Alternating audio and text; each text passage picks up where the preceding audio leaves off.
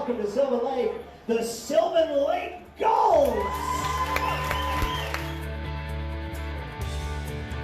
Without further delay, Gulls baseball fan, let's welcome the first ever coach in our history, Jason Chatwood.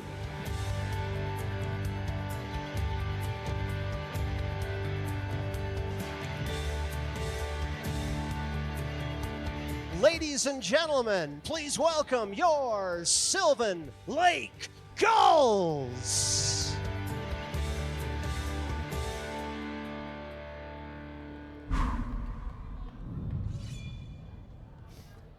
3.5 games back sets up for a crucial game on the line between the Sylvan Lake Gulls and the top team in the West, the Okotoks Dawgs. Good evening, baseball fans. We are live from the Gulls Nest right here in Sylvan Lake, Alberta, as you are watching WCBL action on FloCollege, brought to you by visitsylvanlake.ca. He's Jim Claggett. I'm Cale Clark. Excited to bring you another night between the rivalry of the Gulls and the Dawgs. Jim, we know there's always something a little extra when these two teams play each other, but especially at this time of season where the Gulls would like to finish, if not first, but second in the Western Division with the playoffs quickly approaching. You have nailed it right on the head, my friend. They are always getting up. It doesn't matter where they are in the standings. It doesn't matter. Right there, 3.5 back, tied with the Lethbridge Bulls. And, of course, that game against the Bulls, 12-0 win by the Gulls, helped them in their battle for second place. But it's the Dogs that everybody wants to catch. And it's hard to catch a dog sometimes, especially when it's wet. Yeah, exactly. Well, I will say this, though. The team that I think has taken everybody by storm this year is in the other division, the Eastern Division. The Saskatoon Berries, 10.5 games ahead of the Medicine Hat Mavericks. I mean, that is not even close right now between first and second, and even first to third. I mean, that is a big spread in the Eastern Division. So the Saskatoon Berries making a name for themselves and even chasing history right now. They are trying to catch what the Gulls did last year with that record-breaking win record in the regular season. I think both you and I said during that last year when the Gulls got that record, we thought this is untouchable. That 44 that's pretty good. Yeah. Saskatoon said, "Here, hold my Saskatoon pie. Watch this, because they are the real deal." They're only 7 games back from tying that record, but we get set for tonight. This guy has been pretty hot for the Sylvan Lake Gulls as of late. Matthew McKenzie getting yet another start. This will be start number 6 in a Gulls uniform this year, and he's got a 2.85 ERA with 33 strikeouts.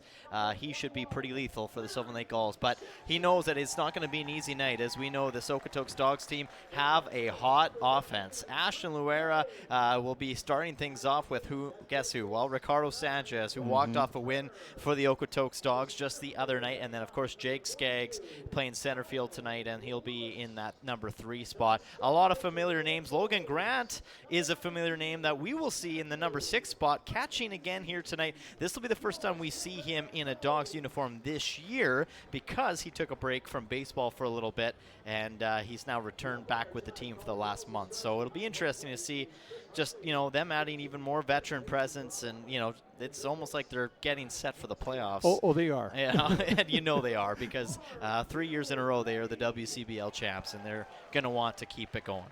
Absolutely. And their baseball team is loaded with talent.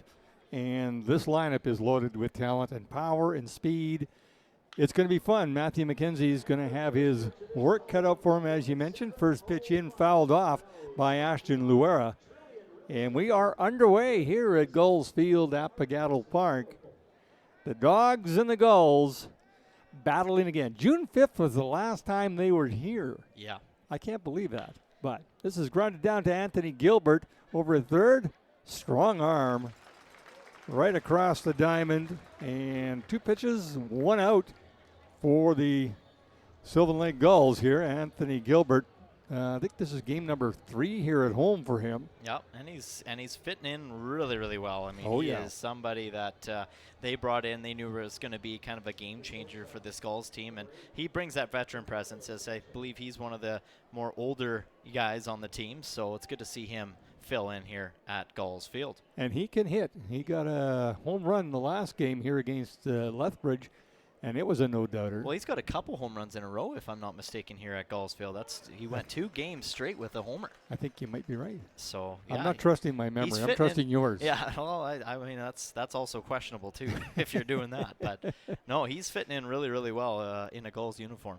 Now this guy is, I would kind of, if there was a Hall of Fame in the WCBL, he should be in it, because every year this young man, Ricardo Sanchez, seems to find a way to beat the Sylvan Lake Gulls or any other team for that matter. He doesn't just save it for the Gulls, but he seems to step up his game when he's here in Sylvan Lake. 2-1 the count on Sanchez. Just underway here at Pagattle Park. And the weather, well, it is what it is. It's warm. At least it's warm. It's warm. I mean, the last couple days here in Central Alberta have been absolutely frigid. It felt like fall yesterday. Did. Oh my! I almost turned my furnace back on. That's how, and I was fighting it. I was fighting every urge in my body to not do it, because I'm like, it is July. There is no way in heck I am doing that right now. So this is lined right to the shortstop and Yokomoto, and he makes a nice grab before it falls to the turf on Ricardo Sanchez for the second out. So a great grab there by the shortstop. So that's the way to get him out, getting away the ball. Yeah, absolutely. I guess. Well, that'll bring up Jake Skaggs, but let's take a quick look at the defense before we go much further. Now, one noticeable thing to take into account here tonight is we're talking about veterans returning. Well, how about this guy, the OG, Cleary Simpson, making his Gulls return here this season, back at second base tonight. That is absolutely fun to watch. He is... Well, if anybody should be in, as you were mentioning, maybe the WCBL Hall of Fame, it could be Cleary Simpson, especially as a Sylvan Lake Gull. He is the first ever to hit a home run in this park, first ever stolen base, first ever run scored. He is a guy that set the tone early on for this Gulls franchise. And I think I detected a little bit of nervousness in him when I talked to him in the dressing room. I said, "So, you're starting tonight?" He said, "Yeah, I think I'm number 4 here." Okay. Yeah. And he just took a deep breath, and it's like, okay, yeah, let's just do this now. But he has been playing with the senior men's team in Red Deer. Yep, and that's the Red Deer Riggers. So he's got some action. He had hurt his right leg, and so he says everything's feeling good, and he was hitting the ball well, he said. So we'll see. And Matthew McKenzie strikes out Jake Skaggs for a 3-up, 3-down inning for the Sylvan Lake Gulls.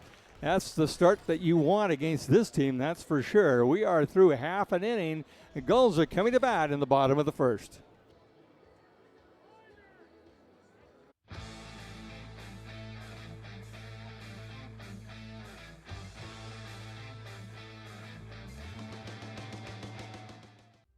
For more than 40 years, we've been there, helping Canadians find the extra space they need to grow and to create new memories.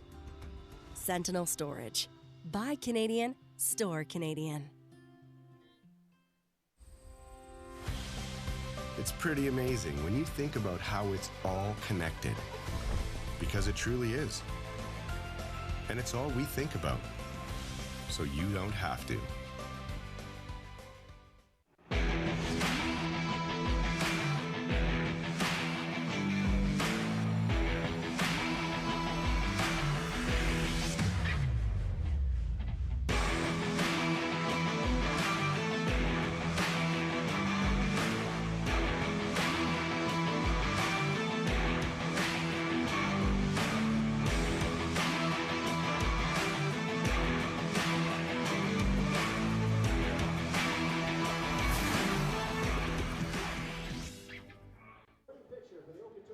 There's your starter tonight for the Okotoks Dawgs.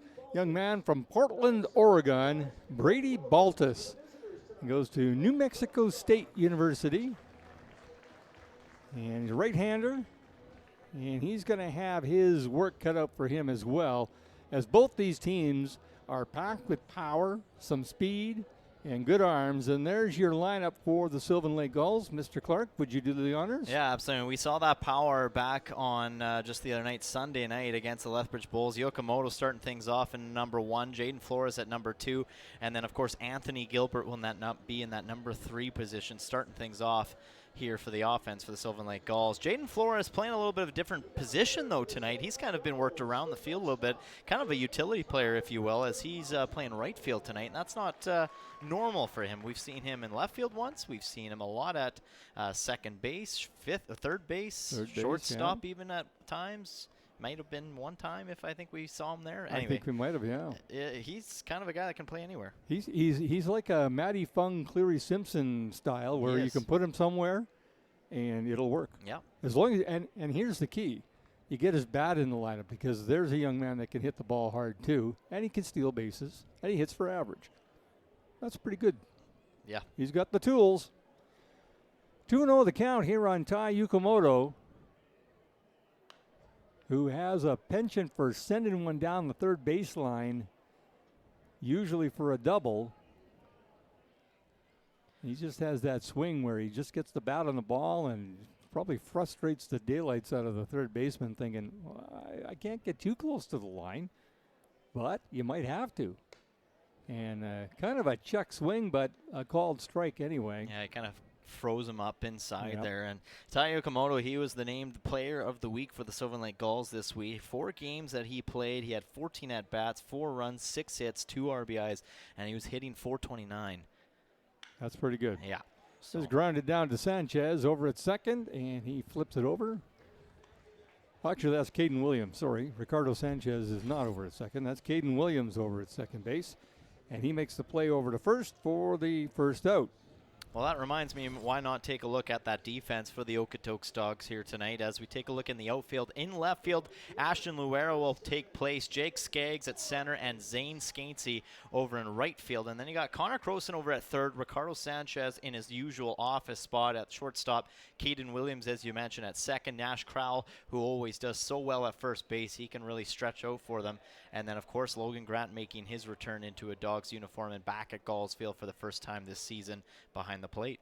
Now, check swing there by Jaden Flores. They check down at first base. Rob Allen, the crew chief, says yes, he did go around. So 0-1 the count. Chris Hartley is behind the plate. Rob Allen, as I mentioned, down at first, and Brad Johnston down the third baseline. That's your crew for this evening. So an interesting little thing about second baseman Caden Williams for the Dawgs there. His parents have come up from Kansas. Okay. And they had never been in Canada. There's Caden. And they were they tried to see Caden play in Okotoks, but as you mentioned earlier, they've been rained out. Yeah, they couldn't get a game in, so they we'll follow him up the highway, and here he is, and here's his family. So he's playing in front of his mom and dad. That's here awesome. And it's a good facility to honestly take in one of the first games of the year in Alberta. I mean, Okotoks, don't get me wrong, they have a beautiful facility down there as well. But, you know, it's kind of probably got to be something fun for the parents to be able to come up on the road with the team and see a different ball diamond in the WCBL, as well as Sylvan Lake has a lot of great things to offer here. Might be a little biased, but it does. Now you are, and you're rightfully biased, as Jaden Williams takes one in the back end. Yeah. I'm not going to say exactly where. But he is hit by a pitch there by Brady Baltus, and the Gulls will have a base runner here. Bink. Yeah. There we go. Just clipped him enough. It wasn't a hard, solid contact, but it was enough to draw the walk, which was good for the Sylvan Lake Gulls to keep things going here in this first inning. And as you mentioned, yes, so 3 straight games that the Okotoks Dawgs have had canceled on them. So that means their last game was back on Friday night. Yeah. So that could make things interesting coming into tonight with, you know, that many nights off and days off of not playing baseball, and especially in a game situation. Are they going to be ready to go right off the get-go? Are they going to be a little sluggish at the beginning? It's going to be interesting to see how this game progresses for the Okotoks Dawgs. Sylvan Lake, they've been pretty warm. They played back on Sunday night. They only did play 6 innings. But they had the night off on Monday night. And then I guess technically they were supposed to play last night in Brooks, but that game got canceled as well. So both teams haven't been playing a whole lot of ball as of late, especially when you consider of how busy a WCBL schedule is. Okay, we're going to maybe Jaden Flores over at first, and a good move there by Brady Baltus. The left fielder, we thought it was going to be Ashton Luera, but it doesn't look like it's the same number. That's 37? 38. 38. So I don't So believe that'd that's be actually Steven Elsner then. Stephen Elsner. Okay. So they made a switch on us already. Jaden Flores takes off, and they've hit and run.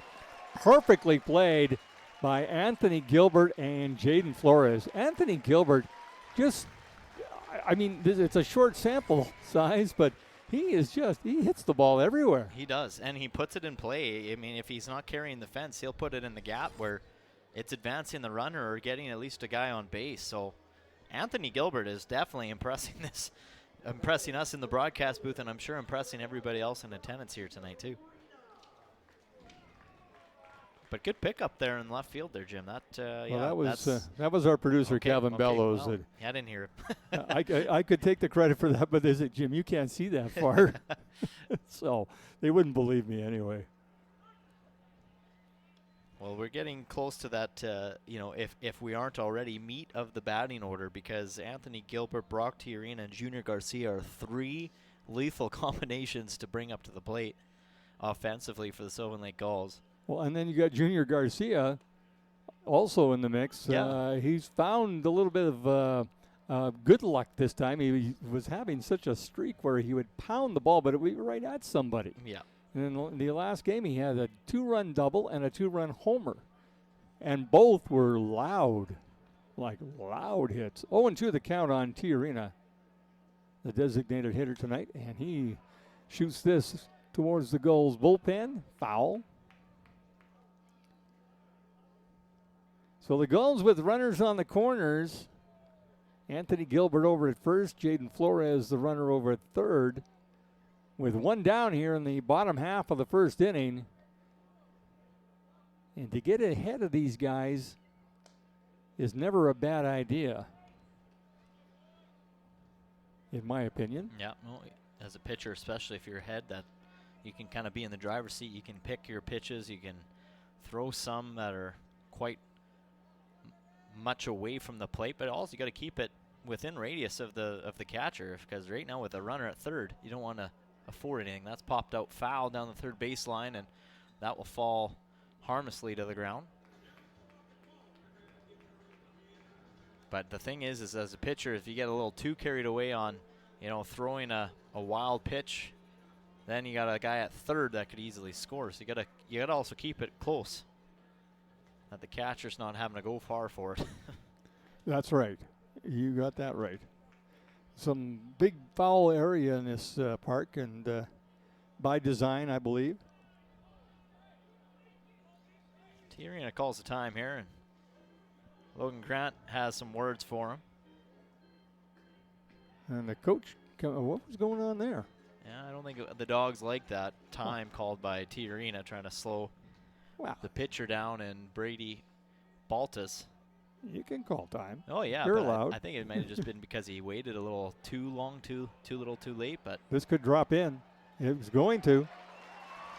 It's going to drop in, and the first run of the game is scored as that hit and run with Jaden Flores and Anthony Gilbert pays off with the first run of the game for the Sylvan Lake Gulls on that seeing eye single there from Brock Tiarina, a little floater that landed in no man's zone here. Yeah, as we like to call the Bermuda Triangle, right in left field between all 3 position players. But, that was a timely call, too, to call time and, kind of slow Baltus down a little bit. I think that might have just been enough for Brock Tiarina to lift one into the outfield. So Gulls score first.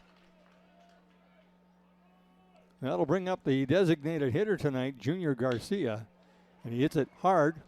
And well, you don't see Connor Croson do that very often, but he did, and that allows the bases to be loaded as Junior Garcia hits it hard, but he ties up Connor Croson. I think they'll probably give an error on that one. Yeah, I think they did, and that one just bobbling a little bit on Croson. As you mentioned, you just don't see that from these guys in the Okotoks Dawgs, especially these veteran players. And like I said earlier in this game, you almost wonder, going back to not playing since Friday, are we seeing a little bit of a, you can't even call it a rust, but when they're so used to playing so much and there's that big of a break, you almost wonder those mistakes maybe wouldn't happen if you're on a night-to-night basis. Good round of applause as this young man, number 21 from Elnora, Alberta, Clary Simpson, steps in.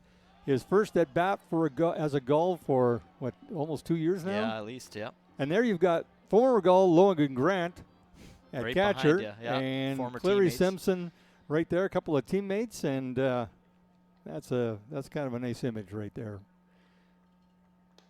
And Simpson takes that pitch up high for a ball. I'm thinking he's got some butterflies. Oh, there's got to be, and especially with the situation that he gets to step into right now. Base is loaded. This is probably what he really is also eating up at the same time. As much as he might be nervous, this might be something that he's just very excited about. I think so. He was anxious. He couldn't.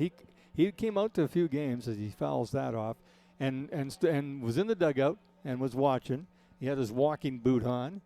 And then he got the walking boot off, and he still came out to watch a few games. And I could just see he was just chomping at the bit. I need to get in there now. And he is now, so there we go. An extra bat. 1-2 the count on Simpson. And he grounds this down to first base, and that's going to drive in a run. As Anthony Gilbert scores easily on the ground ball out by Clary Simpson. But look at that. First at bat, he gets an RBI. Yeah, I Why mean, not? he'll take it, right? I mean, it wasn't probably what he wanted as far as coming over top of the ball like that and, being raced out at first. But you're going to take the runs when you get them. And absolutely, Clary Simpson, that's still a pretty solid first at bat, being back for the first time in a couple years, and especially after a pretty big injury to your leg. It's got to feel good. This is the catcher, Trip Ray, stepping in now with runners on second and third. 2 down here in the bottom of the first inning. Gulls with 2 runs already cashed in. And they are just picking up where they left off on the last game that was shortened by the rain against the Lethbridge Bulls. They were hitting everything. And they seem to be swinging the bats pretty good tonight so far. Couple of hits, couple of runs. There you go. Yeah. Great start. Trip Ray, and then Bryce Kerner is on deck. I'm waiting for this young man to break out. Trip Ray from Memphis, Tennessee. Oh, and I have to tell you this. I met his parents, and They enjoy listening to us talk. Hello, Mr. and Mrs. Ray. Yeah, hello. And they were going to bring us some Memphis barbecue. Oh, my goodness. But they weren't sure how it would travel. So yeah. they said, well. Yeah, that's fair. That would be tough to pack for a long road trip. That's for sure. Our producer, Calvin Yeah, Bello, says there's more than 2 people on the crew. Yeah. When I say us, that's the royal us. We are not amused. You better have a pretty big vehicle. Yeah, and a big cooler. Yeah, or just ask Matty Fung's dad, Rob Fung, on how they. How do you do this? does it. And Trip Ray hits one right back up the middle, and that's going to drive in 2 more runs. And Ray's going to try and extend this, and he does. Wow. The big man doing some smart base running. And he gets himself over to second, but more importantly, he knocks in 2 more runs here in the first inning, and the Gulls are on fire right now. What a start. They came to play, and they were ready to play as Trip Ray over at second. There's the little late celebration for the advanced base over to second. 4 runs in this first inning for Gulls. Wow, this has been a start. I think that Okotoks Dawgs bench is in a little bit of shock right now.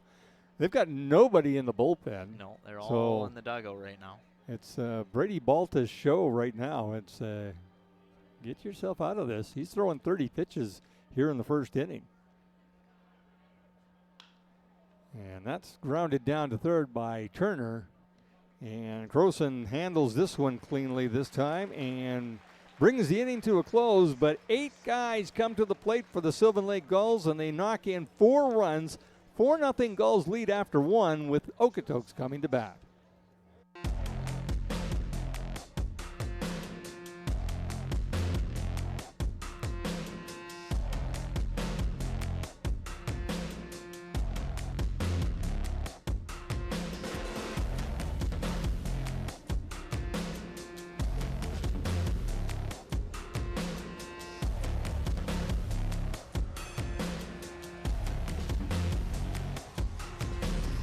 Hey baseball fans, make sure to stay up to date with your favorite teams across the league by subscribing to the WCBL YouTube channel right now. We have tons of free coverage for you over there, including daily highlights, full archived game broadcasts, daily game day previews, plus 2 weekly shows including the WCBL Report with myself and Joe McFarland every Wednesday, and also the WCBL Game of the Week pregame show leading right up to game time every Thursday night. It's all in one spot, the WCBL YouTube channel. Subscribe today.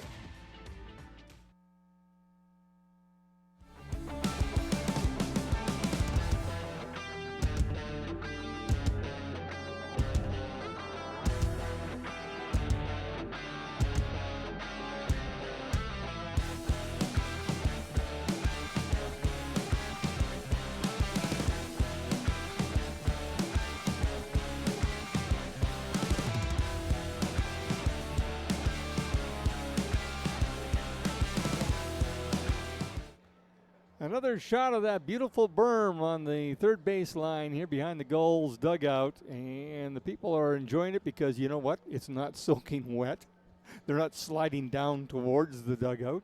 They can actually stay still on the mound and not be turning into a water slide. Zane Scansey, the right fielder, steps in to face Matthew McKenzie. Last time the Gulls played here against the Dawgs, it was 6-0 Okotoks, and one of the home runs was from this young man, Zane Scansey. The other one was by the big man that they don't have in the lineup tonight, and Mr. Bonilla. And you know what? Believe it or not, it looks like Benito Bonilla is no longer with the Okotoks Dawgs. Oh. I noticed on the point streak today when I was doing the roster that they took Bonilla off their roster, so he's no longer with the team. Okay, Scansey flies this up. Cleary Simpson going to make his first defensive play tonight as a Sylvan Lake Gull, and he handles that easily as that is popped sky high and right into his glove. He looks calm. Yeah, and a little smile too, a little grin. I think he's having a little fun. The nerves might have now left, and now he's just playing baseball like he normally does, and you can tell he's just happy to be back out there. I think he's having fun, and he's loving wearing the Gulls uniform again too. He's always smiling. Yeah. Leo Cote, the designated hitter, steps in now to face Matthew McKenzie. And just outside for a ball, 93 on the gun. And I actually noticed with Cleary Simpson, even though he wasn't playing and he was in a boot, he was here watching the guys, his family still came watch some of those games. I saw his sister and his mom walking out in the parking lot with him the one night after They're Gulls fans. Gulls game. Yeah, exactly. Yeah. I mean, he's one of the most local guys you can get here for playing Gull baseball. Oh, and a good pitch there by McKenzie. Catches the corner. Fastball on the outside corner at 94. Hard to hit that. 1-2 the count on Leo Cote. And he crosses him up and comes inside this time, and strikeout number 2 for Matthew McKenzie. And the second out of the inning.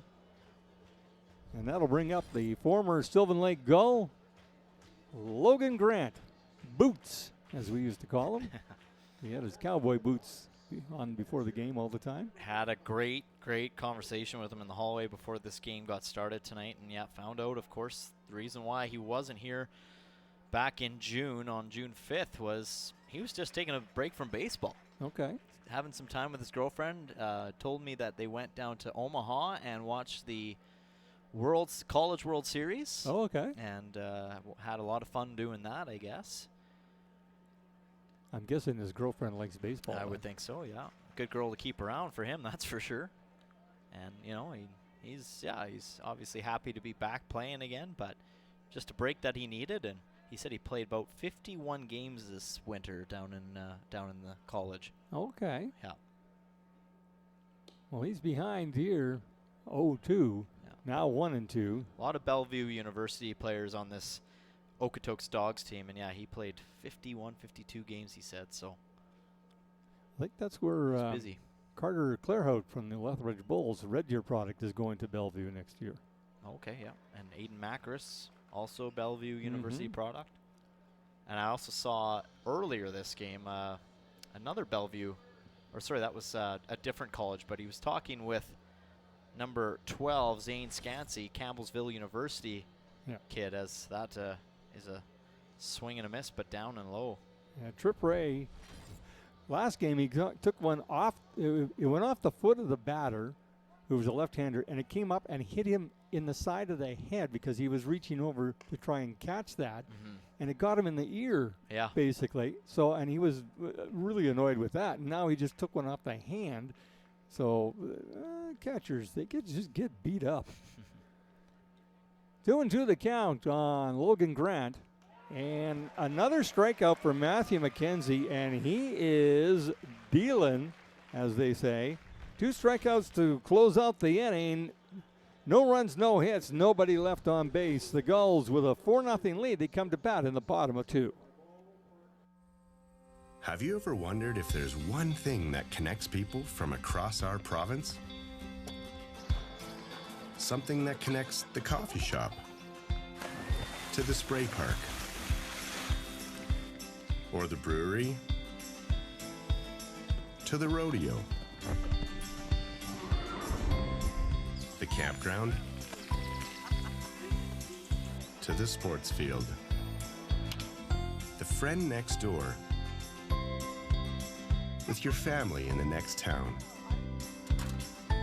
the dealership with the ice cream shop.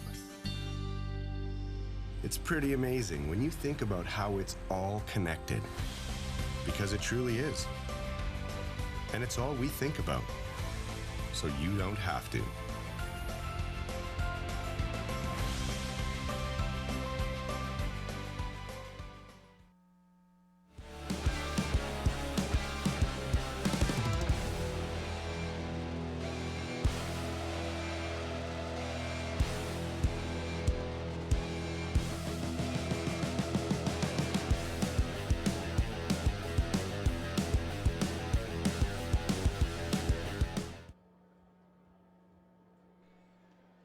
Well, there's Brady Baltus for the Okotoks Dawgs, getting his second inning of work after getting beat up a little bit back in the first inning. 4 runs scored on 3 hits. And the Sylvan Lake Gulls picked up from where they left off on Sunday night after driving in 12 runs in 6 innings against the Lethbridge Bulls. And they keep things going here as that's driven right up the middle. Kyle Lewis leads things off with a base hit right down Main Street. Well, you know what? I'm not gonna say I'm surprised, but I am kind of a little surprised, not completely, but a little surprised how the Gulls have approached this game. But here's my theory right now. Okay, top of the order, Tai Yukamoto steps in to face Brady Baltus.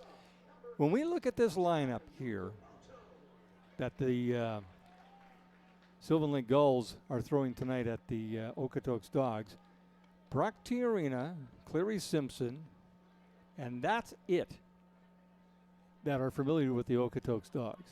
So maybe these other guys go, yeah, we're not mesmerized by the aura of the Dawgs' 3 championships and the players that they have on their roster and all that stuff. Yep.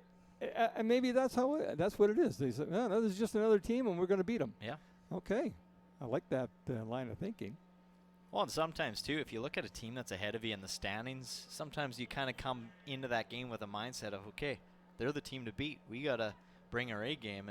And you just kind of get into that little bit more of a headspace of like, okay, we got to bring our A game tonight if we want to have a chance at coming away with a win here. And that could be as much as what they needed, too, is looking ahead in the standings. Okay, Okotoks Dawgs, first place in the West. Let's come at them with our A game, and they're off to a hot start. And I know teams from year one all the way through to here have all said kind of the same thing. Is that, look, we know we have to beat these guys, but I think sometimes the Dawgs were living rent free in some of the heads of the Gulls, and so they seem to want to do more, and sometimes it got them into trouble. And maybe this team just doesn't carry that little bit of baggage into this game. So far so good. I mean, it's not over. Early. It's very early still. Yeah, exactly. We're only bottom of the second. And you know, Okotoks, they don't go anywhere. No. It's just, you know, they're, like I said, I think because they haven't played since Friday, it could be just off to a little bit of a slow start for them. And you know, as this game goes on, I would not be surprised if they start to find a little bit more of a momentum and more traction as this game goes along. This is grounded down to first, and Crowell will make the play over to second and get the force on Kyle Lewis for the first out. And Yukamoto gets over to first on a fielder's choice. So one down here in the top of the second, or bottom of the second inning, sorry. And that'll bring up Jaden Flores, who got hit by a pitch, and then he and Anthony Gilbert teamed up on a perfect hit and run, getting Flores over to third. And then he was knocked in by Brock Tiarina. That got the scoring started. And that misses outside for a ball.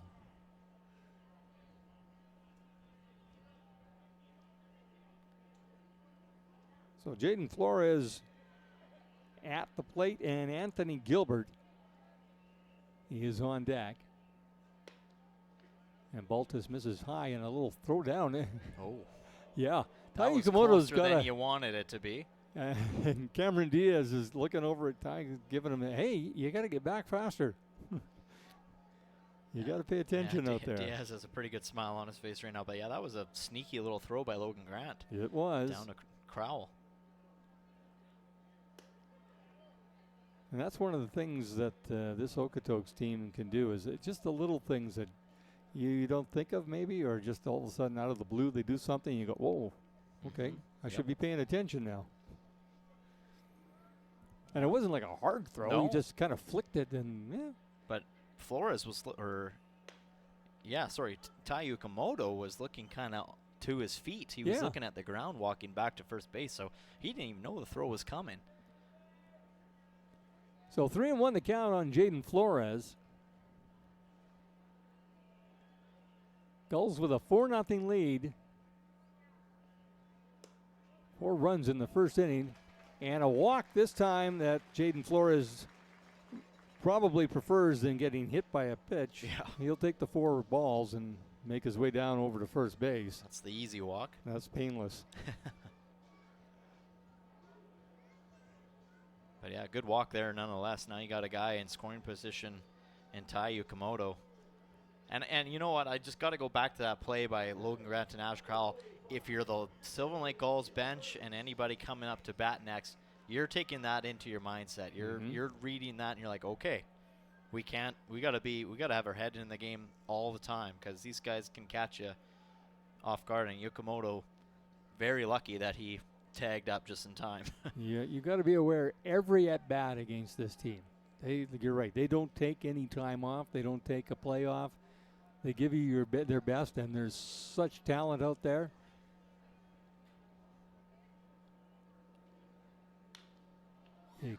Okay, this is popped up to right fielder Zane Scansey.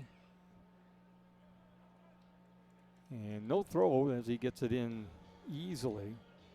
But that is the second out of the inning there, as Tai Yukamoto has to stay close to second base here as Anthony Gilbert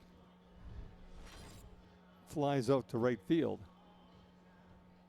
And testing out Scansey's arm a little bit too, as seeing Scansey, you know, he's got an arm. He got it to the cutoff man just below second base there in the infield. But I mean, that kind of also maybe just a test that Yukamoto's looking at. Okay, what kind of arm does this guy have?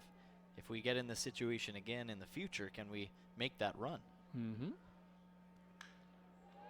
This is well hit to deep center field. Ooh, Jake Skaggs made that look very casual. I don't think it was, though. He maybe misjudged it at the beginning and then decided, I really got to move on this one. So that was a good play by the center fielder to haul that hit in from Brock Tiarina. But that brings the inning to the close. No runs, no hits, 2 men left on base. 4-0 Gulls after 2 complete.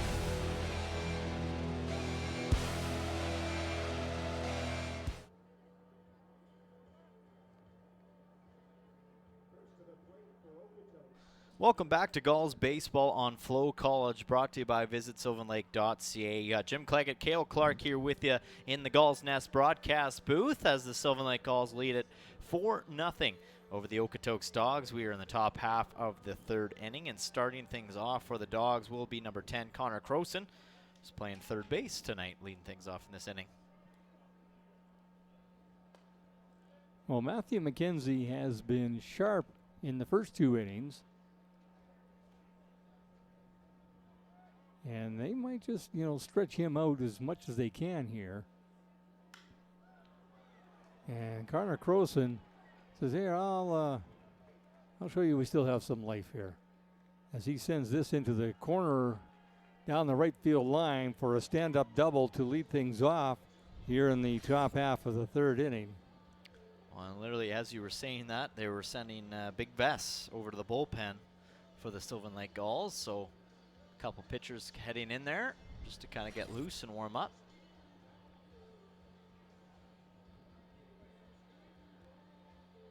Yeah, Nick was he was away for a few days here playing in a tournament out east there with his college team. Okay.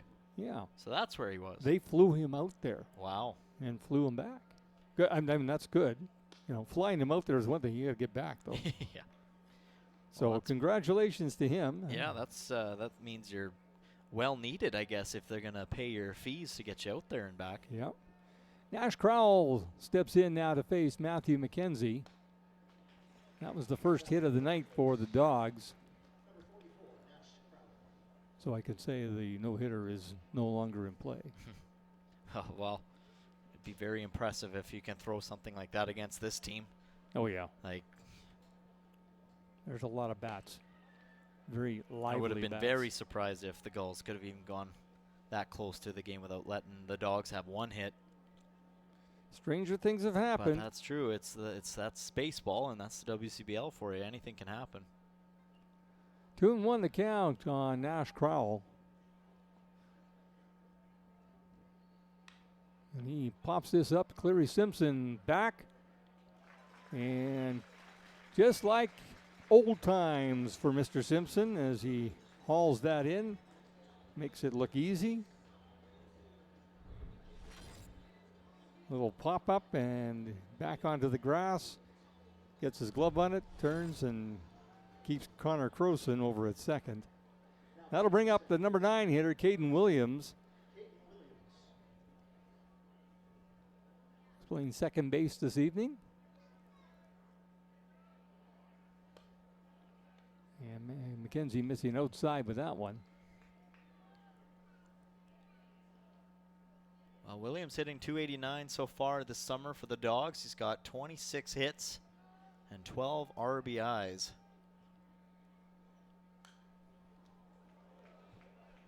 He's not a long ball hitter as much, as he's got no recorded home runs just yet this summer.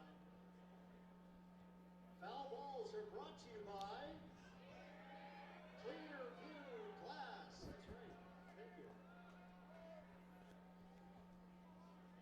1-1 the count.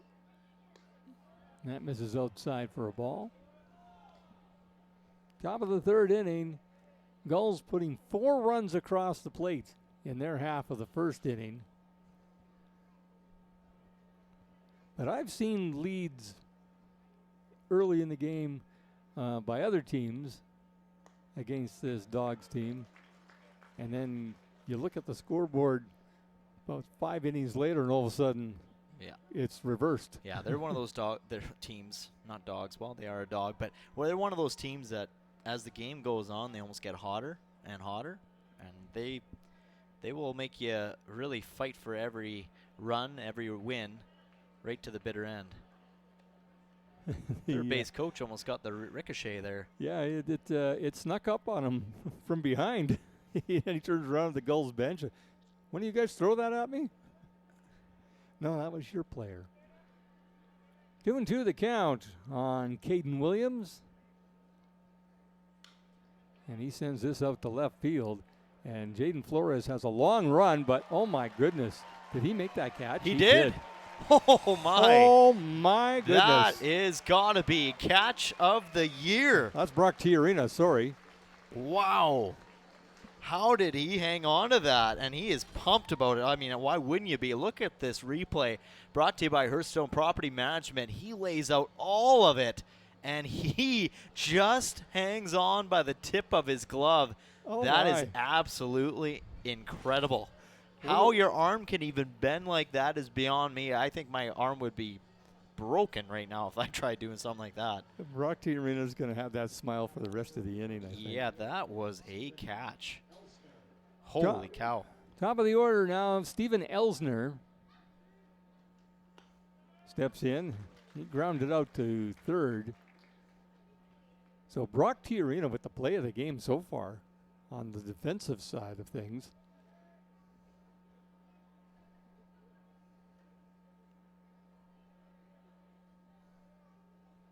Helping out his pitcher, Matthew McKenzie.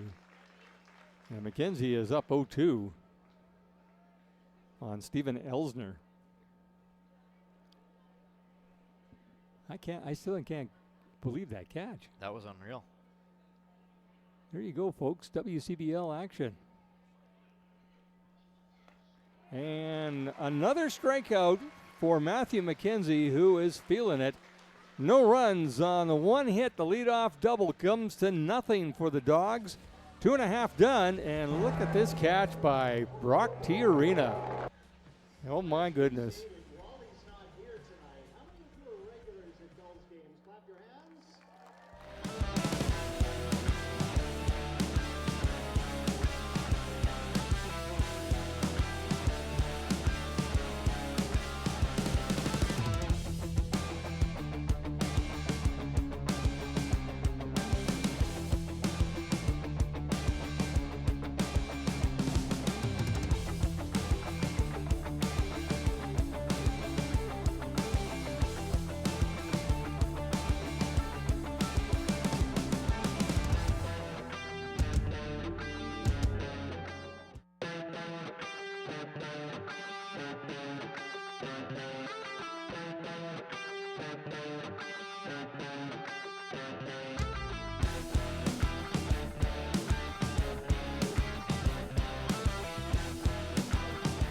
Well, I don't know about you, Jim, but I'm still in awe of what we just witnessed back in that inning. Brock Tiarina absolutely robbing Caden Williams on that hit in left field. Absolutely incredible. That was that so far, right? I think that's the catch of the year for the Gulls right now. I mean, that's got to be one of the top catches in franchise history even, I think we could go as far as saying.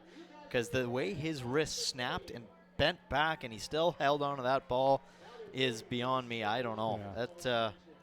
That is a once in a blue moon kind of catch right there. Well, that style, I mean, we've seen, remember last year we had that young man in center field, Elijah Hamill, who We've had Elijah Hamill make some pretty unreal grabs. he made 2 Yeah. in one game, Yeah. like back to back. Yeah, diving think. out for it. Yeah. They were incredible catches. Yeah. One he ran into the wall. Yeah. Well, and I think we saw a left fielder kind of slide into the fence one point in the warning track that had to make a catch as well. So Yeah. we've seen our great fair share of catches here at Gulls Field, and that just added to the list. Well, if you and this is what I'm thinking, you know, the WCBL action. If you're tuning in for the first time, you're thinking, "Oh my goodness, these guys are incredible." You are correct. They make the plays like the big boys do. Maybe not as fast sometimes, but still incredible stuff, especially with the glove. Yeah. Junior Garcia now stepping in to face Brady Baltus, who's kind of calmed down after that first inning. And this is down the right field line, heading foul, and Zane Scansey runs out of room. Yeah, that heads right into the Dawgs bullpen. But if you think those plays are great watching at home on TV, try being here live, watching it right in front of you. That was... But you only get to see it But once. you only get to see it. Well, and then We unless get to you're see like, it 4 or we get 5 the replays. times. We get the replays. And sometimes the fans here at Gullsfield get to see a replay on the Jumbotron. I do know They our do, great yep. production team, Calvin, his son Blake, and all of the crew, the camera work, man, everybody that's involved do a good job of putting it on front of the crowd. Okay, Junior Garcia gets the benefit of an attempt by Brady Baltus to track that one down, and it goes off his glove. And Junior Garcia gets himself down to first base. Now That's a hit. They're on it as a hit here. They're giving that a hit. Okay. Yeah, hard hit ball. Why not? Yeah, it was a hard hit ball. That's what Junior does. He hits it hard at people. Yeah. And that'll bring up Cleary Simpson, who can hit with the best of them and can lay down a bunt with the best of them as well. And they're not asking him to bunt right now, as he takes that first pitch for a ball.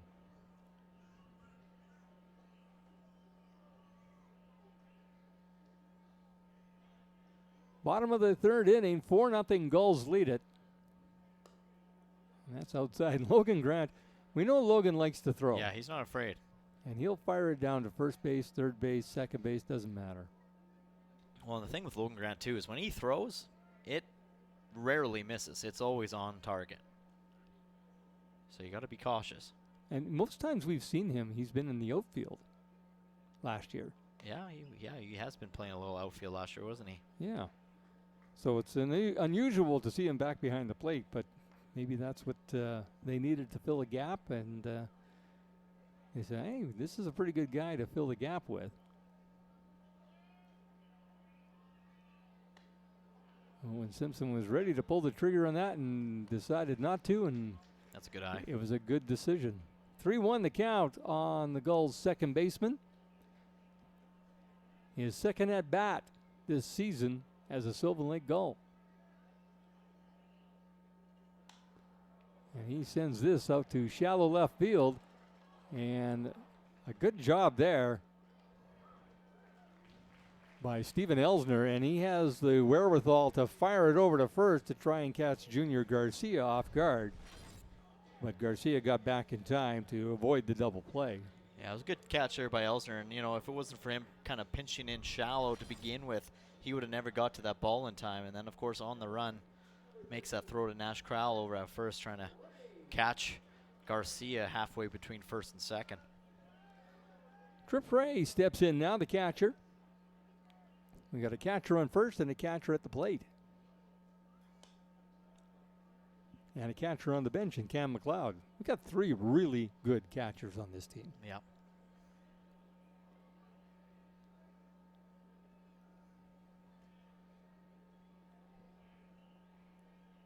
And Trip Ray with a single, and then this time Baltus does field that one cleanly, and they could turn the double play, and they do, as Ricardo Sanchez shows the strength of his arm, and they get out of the inning after a leadoff single by Junior Garcia. No runs on the one hit, nobody left on base. We are through three complete. Gulls leading 4-0.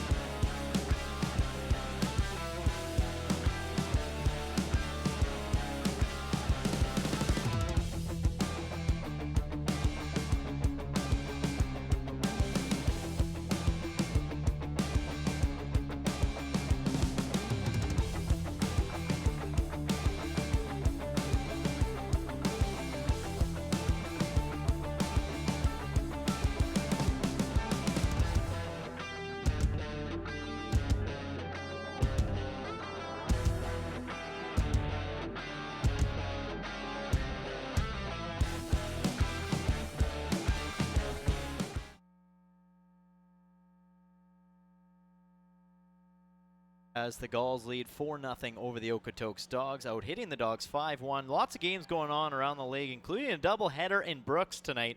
Fort McMurray Giants end up defeating the Bombers in Game 1, 12-5.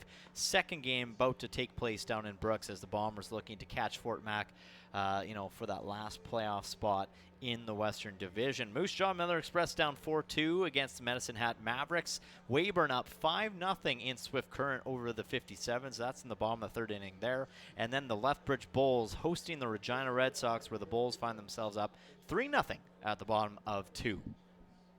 Thank you, sir. You are most welcome. Top of the order here, Steven Elsner. No, I'm sorry, Ricardo Sanchez. I always think Sanchez is their leadoff guy. I see the name, I think leadoff. Well, he did lead off back here, I believe, against the Gulls earlier on this season. He was their leadoff guy. He can play just about anywhere. Yeah, he can. See, I had him at second base, and he's not there. I had him at leadoff, and he's not there. I'm just, maybe that's wishful thinking on my part. I don't know. Anyways, he's behind 0-2 here on Matthew McKenzie, leading things off here in the 4th inning.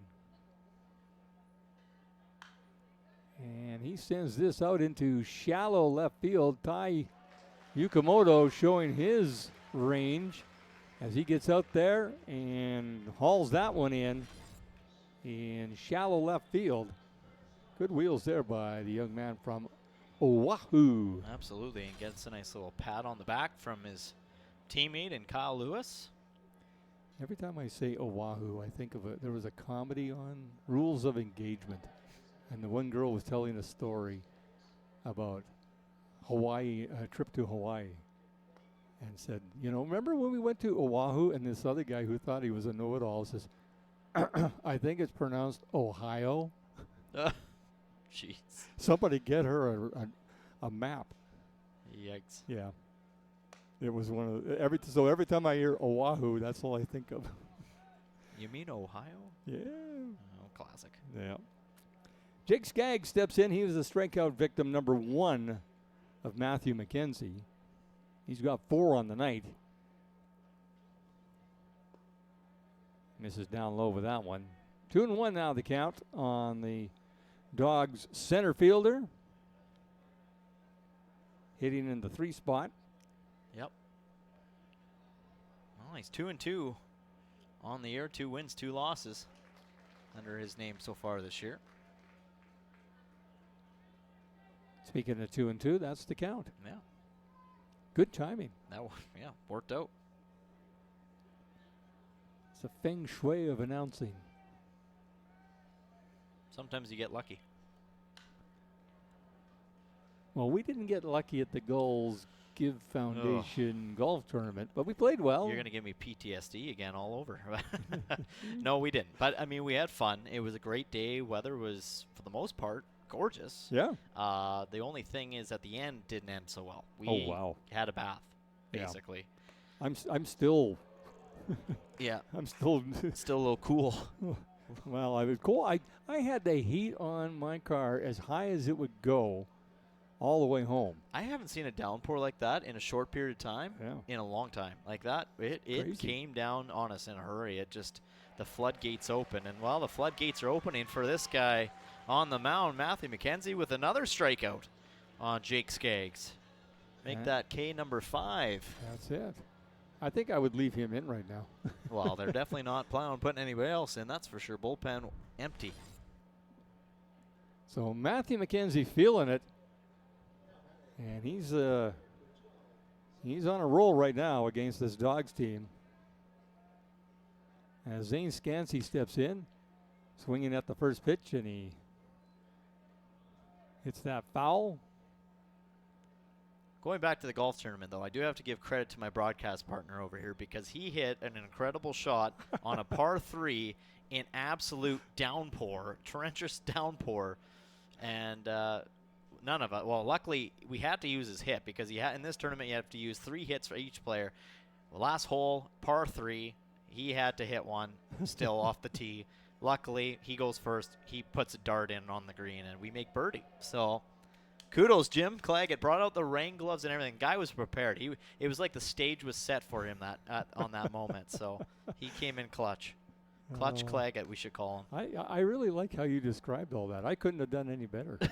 Well, I had to set the scene, and I hope I said it remotely close to what it was because it was not easy hitting that ball in that rain. And you get an assist on that. 1 and 2 the count, by the way, on Zane Scansey. By the way, 2 down here in the inning.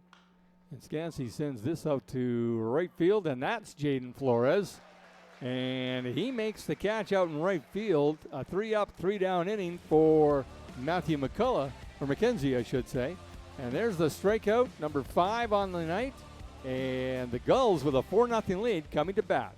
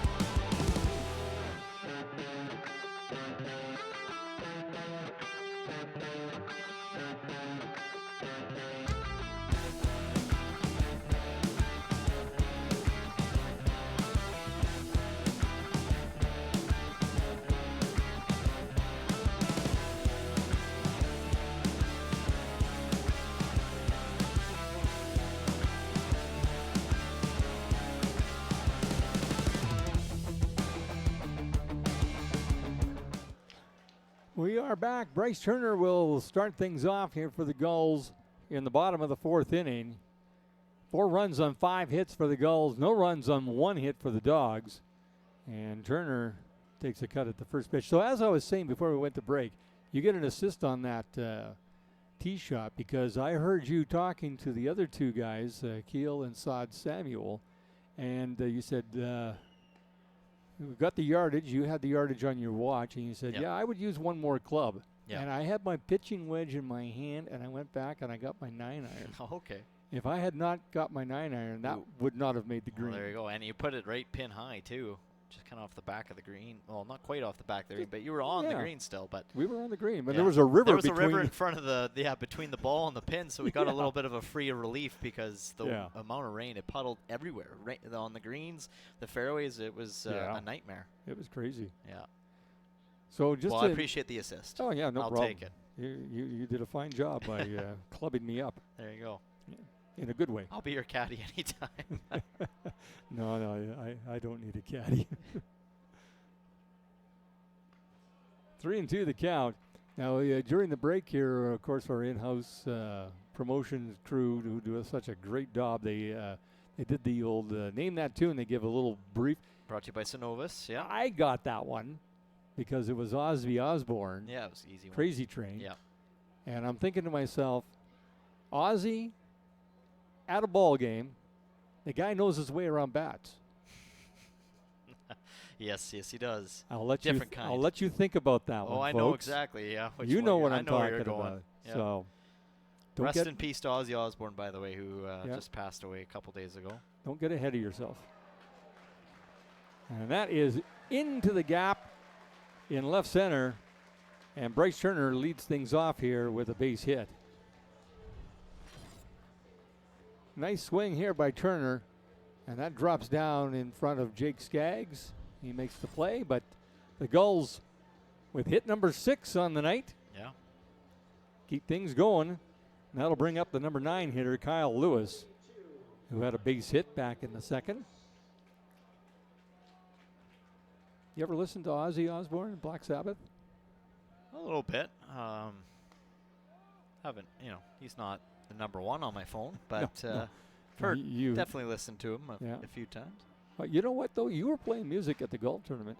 I was listening, and that sounded like my playlist. Well, that's why I played it for you. Oh, you did not. I had a feeling that would be the music you'd be into, so of course I had to go with the classic hits. All the 70s all stuff. Some little bit 70s, 80s. some 80s in there. Yeah. Some Beatles in there. Yeah, there was. There was some Beatles in there. Yeah. No, I don't know. I just figured, why not? Okay. I'm a guy that likes to listen to all kinds of music, and I do too. I can honestly listen to it all. So I like to throw it back a little bit every now and then, and I thought that was the right day to do it. There you go. 1-2 the count on Kyle Lewis. I've got everything from 60s to 70s to kind of country folk sort of stuff. I even have big band music on my playlist that I play on the golf course. Nice. A couple of the guys that I play with, they like the big band stuff. This is grounded to Sanchez. He flips it over to Caden Williams, and that was a close play over at first with Kyle Lewis, who can really run.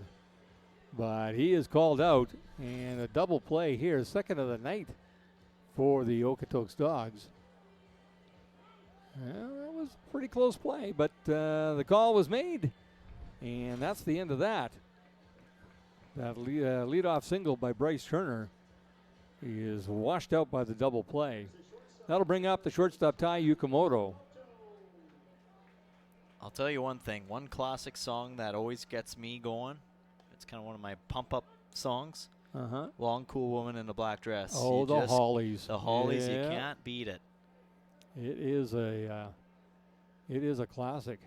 What's going on? So we got fire practice going on in the background. That's what that is. So I was going to say, the Sylvan Lake Fire Department is doing some fire training right now. I thought maybe they were washing everybody's car. Yeah, well, I thought that maybe for a second too, but that's quite the hose. It's like, whoa. It's got some pressure behind it.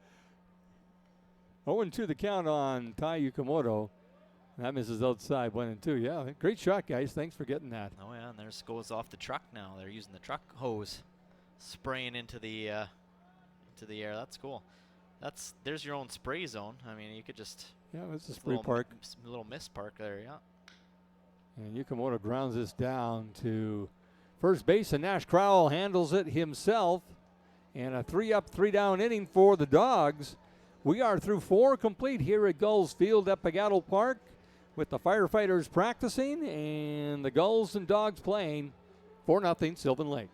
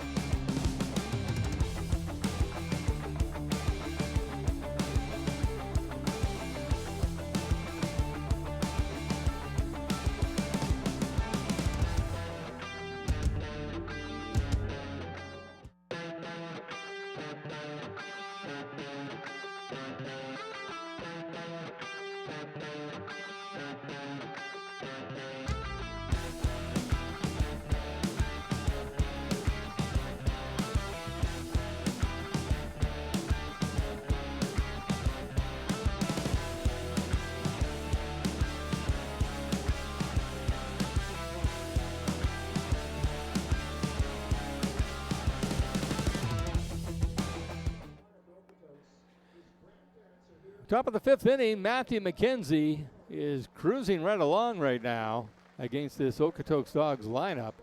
He has held them in check for the first 4 innings, and why not leave him in there?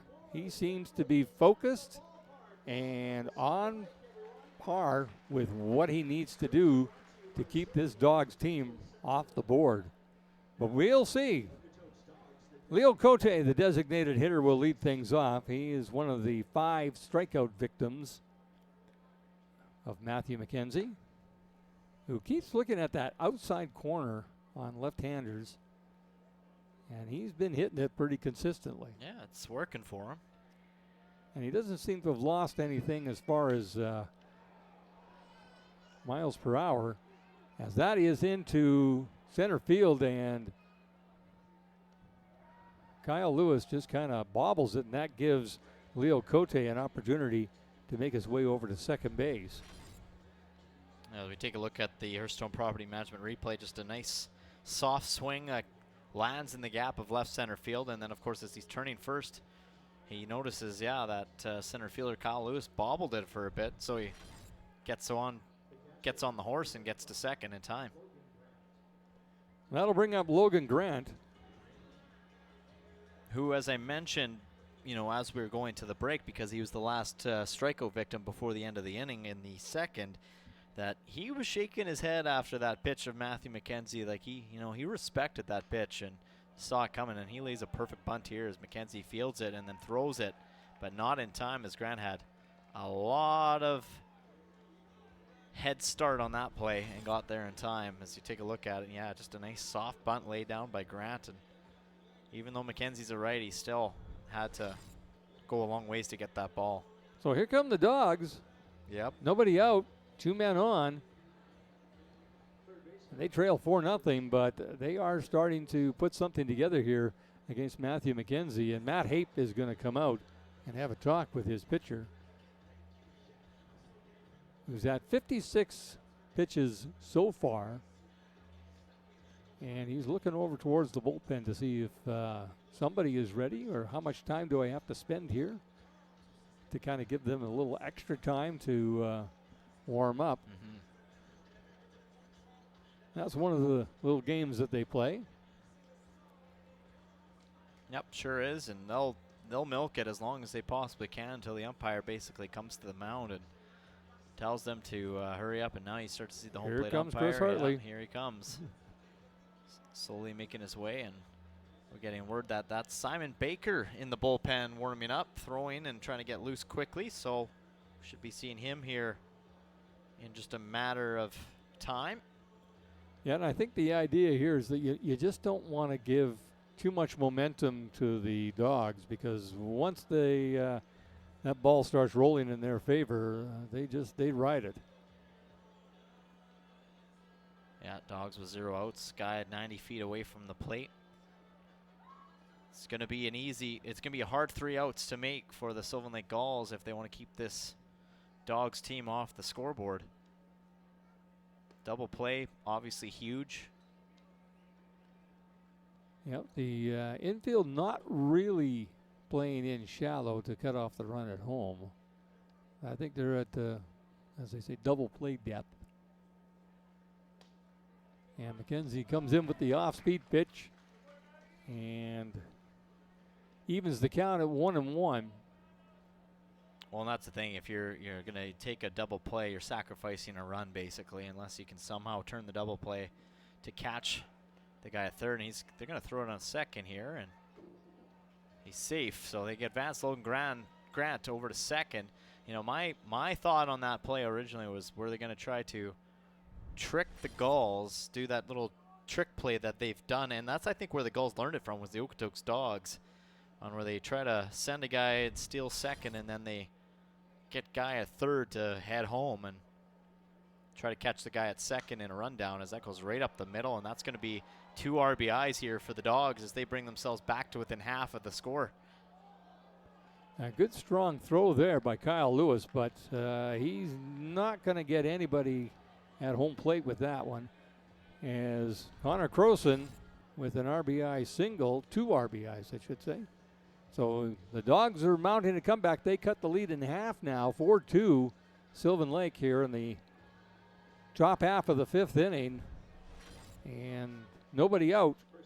And a runner on first as Nash Crowell steps in. And I'm thinking this is the last inning for Matthew McKenzie, as the Dawgs have caught on to what he was delivering.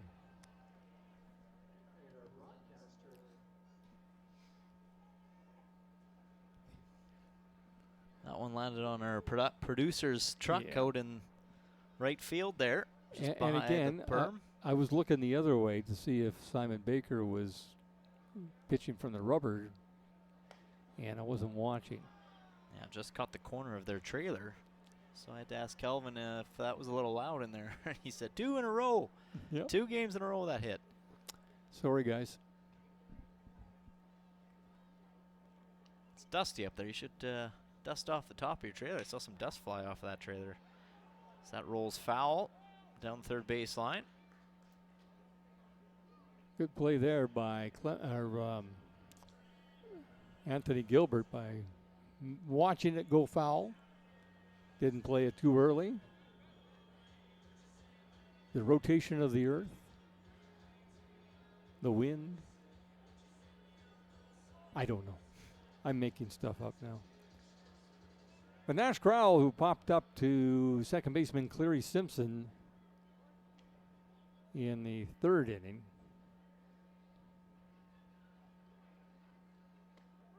And a called third strike there. A nice pitch there by Matthew McKenzie. Catches Nash Crowell looking. Yeah, let's take a look at this replay, and yeah, that's a nice ball that sinks down low. That'll bring up the second baseman, Caden Williams, who flew out to left field, but it wasn't just a little fly ball. It was an outstanding catch by Brock Tiarina out in left field. And I guess if you're going to go out, that's not a bad way to go out. And I think we might see a new Dawgs pitcher, too, because now all their pitchers are in the bullpen. They're going to start the process, are they? Yeah. The one inning of work for each pitcher, right to the bitter end, basically, is what the Okotoks Dawgs are known for. They can throw quite a few guys in there.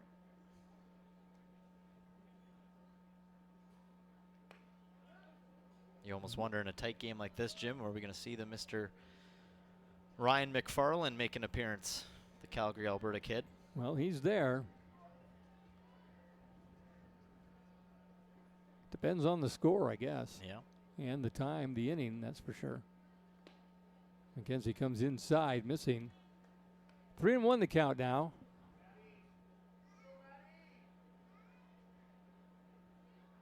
And I think Simon Baker's probably ready, so I think if there's a walk here, Simon Baker might come in. And this is into that bullpen, and Simon Baker's going to make the catch. Nope. just behind him. It landed just over the bullpen here as he looks on. Keen Williams flew out that way in left field. That was the big catch from Brock Tiarina. That was the last at bat for Caden Williams. He just gets enough on that one to foul it off. 3-2 the count remains. I think he got that off the hand, Jim. He was kind of shaking his hand off after that pitch. Right down near the hands, yeah. Feels like you got a handful of bees. Yep. Save the bees. Full count pitch. And a called third strike. Back-to-back called third strikes for Matthew McKenzie.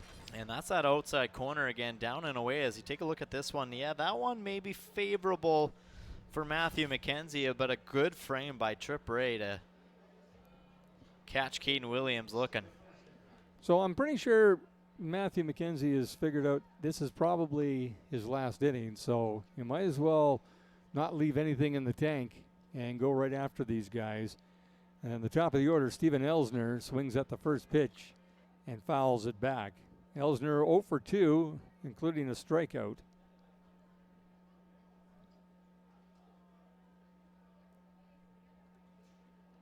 So I think if they can limit the damage to 2 runs, that's a win. And he comes inside for a ball.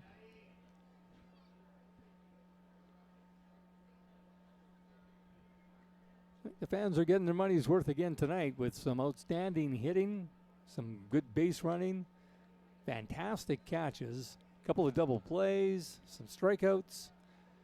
Just what you want to see at a baseball game.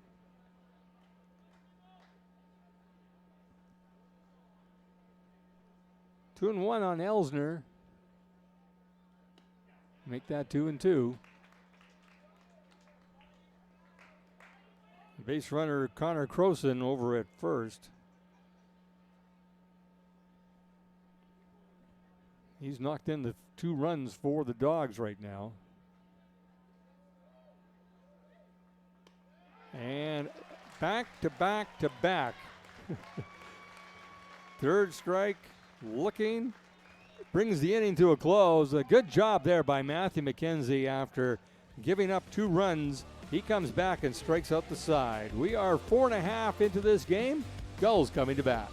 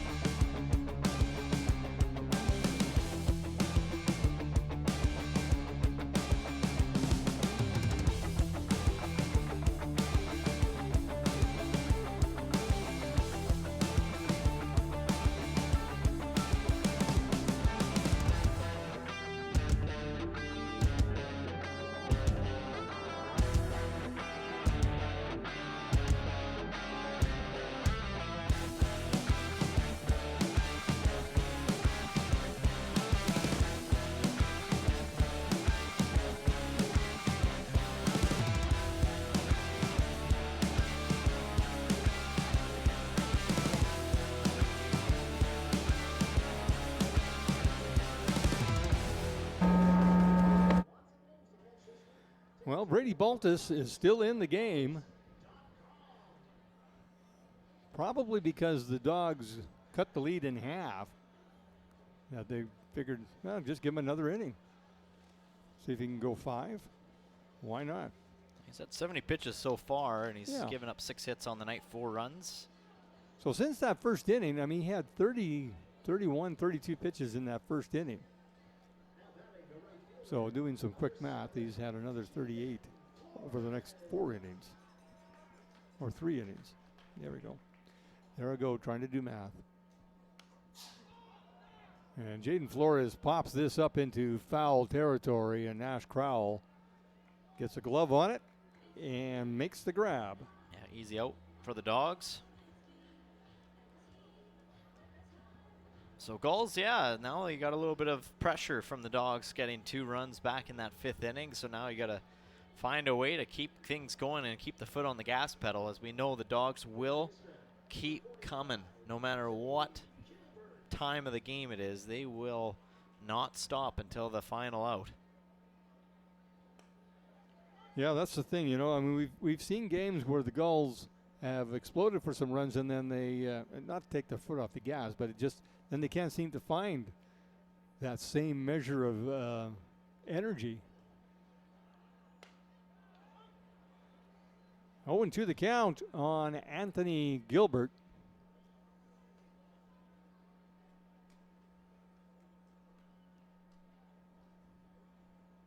Yeah, the single back in the first and then flew out to right field.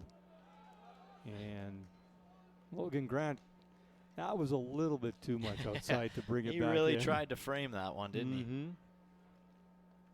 It's a good idea. You never know. Doesn't hurt to try, right? Yeah, it was a slow enough pitch that he could. That one's outside as well. 2-2 the count now. Brock Tiarina is on deck.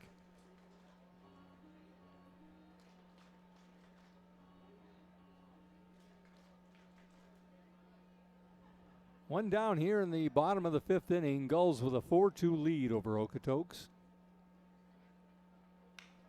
And that's grounded down to first, and Nash Crowell will handle this one by himself as well. So it's the Nash Crowell show right now. First 2 outs go to him. Well, that is technically 4 plays that Nash Crowell has been a part of in 4 straight outs. Well, even 5. Of course, anytime you throw over to first base, he's involved. Exactly. And so I think that's going to do it for the night on Brady Baltus. So that means a new pitcher coming in, and we're getting word that it is number 30, Reed Madariaga, coming in. And we will step aside as he warms up and gets loose. We'll be back with the rest of the bottom half of this 5th inning. You're watching Gulls baseball on FloCollege.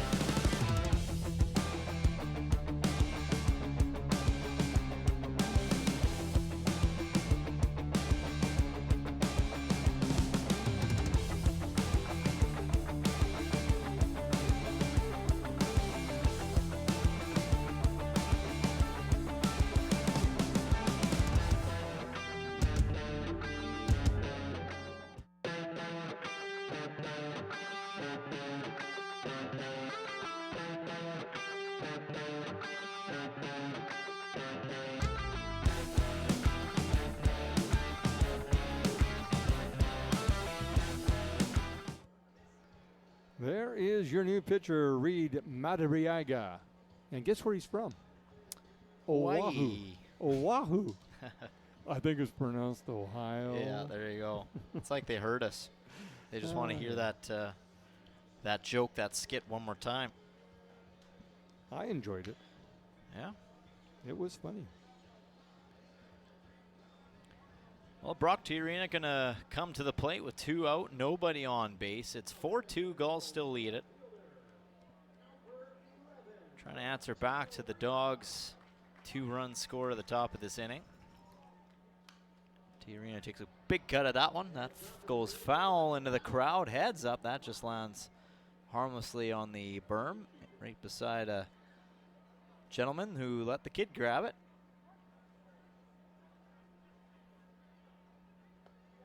Nice curveball there by Matadoriga.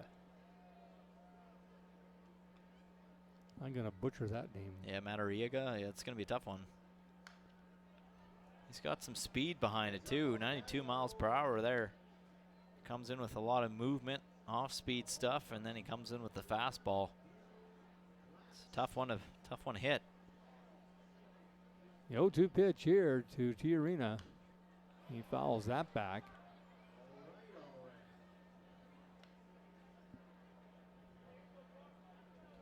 Tiarina trying to keep the inning alive for the Gulls. Get himself on base for Junior Garcia. He's going to come inside with a fastball here.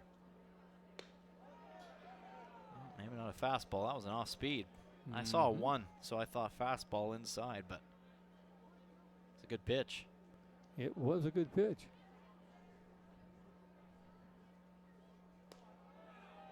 And that misses outside. That was close. I think that was too close for comfort for Brock Tiarina. Those pitches have been they've been kind of called strikes at certain points. Same with that one too. Yeah. Not missing by much on the outside. So he's worked the count full as Tiarina.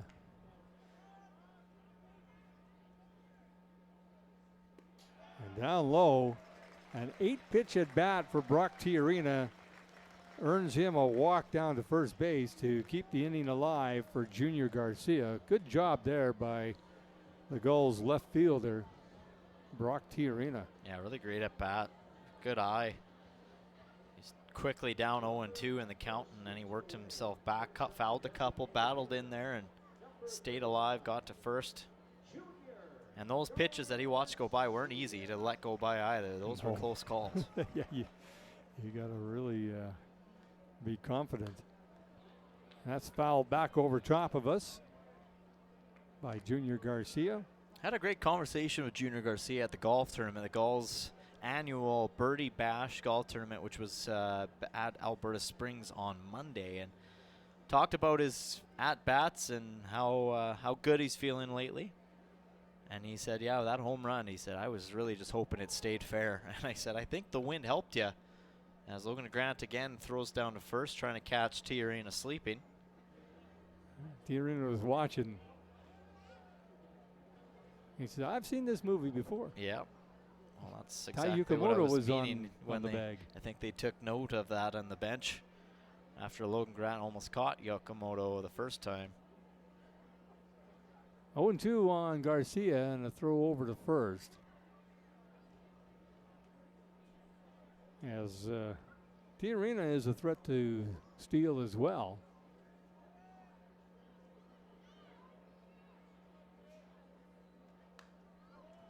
Ooh. That was fouled back with some intensity. Well, it won't take much for Garcia to land a bat on this ball, because that's got some speed, and that goes the other way just as fast, if not much harder than that. A little momentum off the bat would carry the fence. Good job there. That pitch was outside. Tiarina hold back. Cleary Simpson is on deck, hoping to get a shot with a couple of guys on base.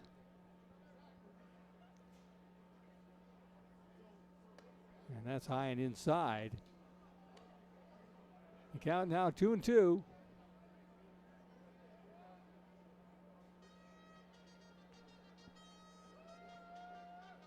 Two down here in the bottom of the fifth. Gulls with a 2-run lead. And a good at bat here by Junior Garcia. as he is spoiling a few pitches there.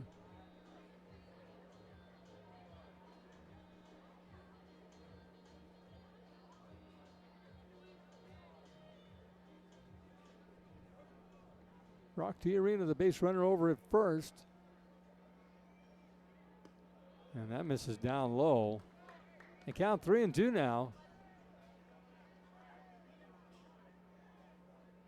Madariaga was up 0-2 on Tiarina. He worked it to a walk. And Garcia was down 0-2. He's got the count full now. And he swings at that one, and that could get out of play. No, it's going to stay in play, and Ash Crowell is over there, and he's got a sure glove. And he makes all 3 outs in this inning to send the Gulls back with no runs on no hits. 1 man left on base. 5 innings complete here at Gulls Field. 4-2 Sylvan Lake. Dawgs coming to bat.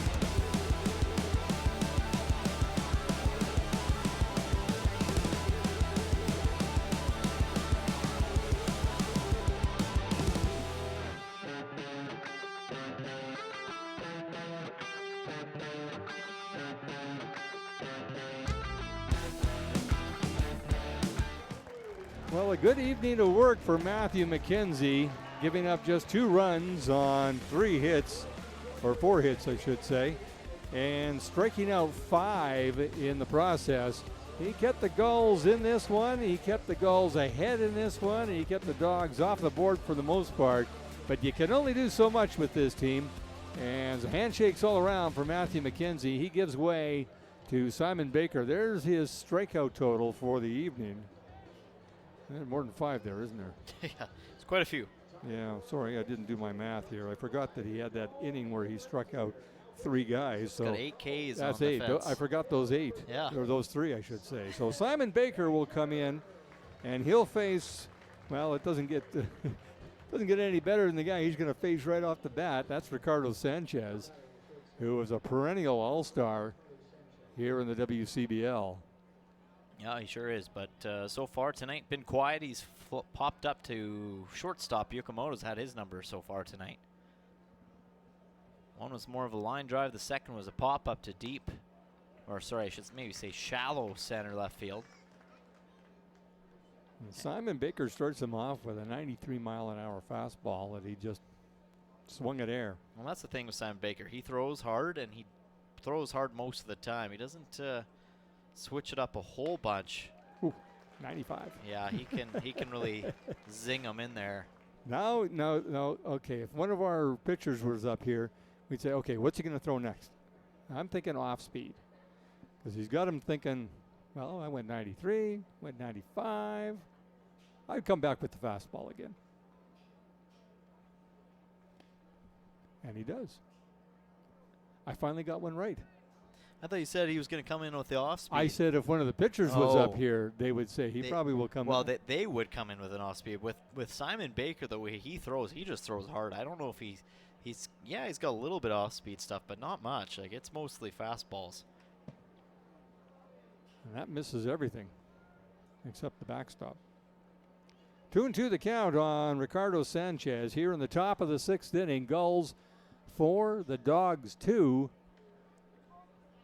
Just kind of what we expected from a couple of the top teams in the WCBL.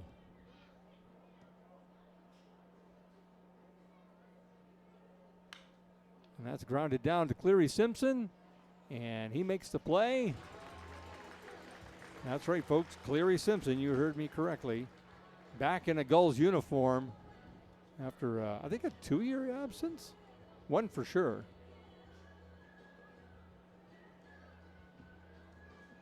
But good to see him back, young man from Elnora, Alberta, just to the east of us from Sylvan Lake.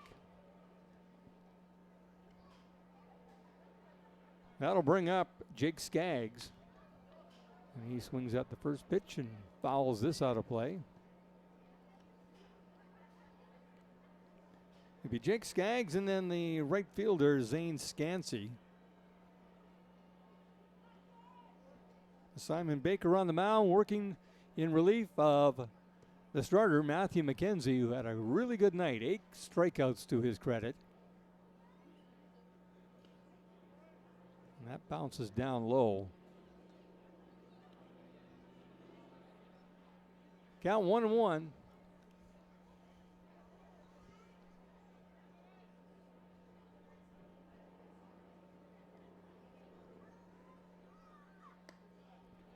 Yeah, missing up high.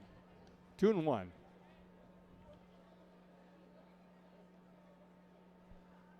Pretty good crowd tonight. Wednesday evening baseball action. Another middle of the week game. Lots of those this year. Ooh. Not sure. That might have been a little high. 3-1 the count now. Baker trying to keep a lid on this Okotoks Dawgs team. They've clawed back to within 2. And a called strike there. Right on the inside corner on Scansey, or Skaggs, I should say.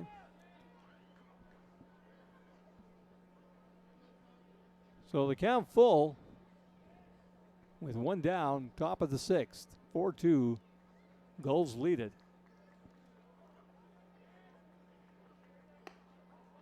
And he loses him.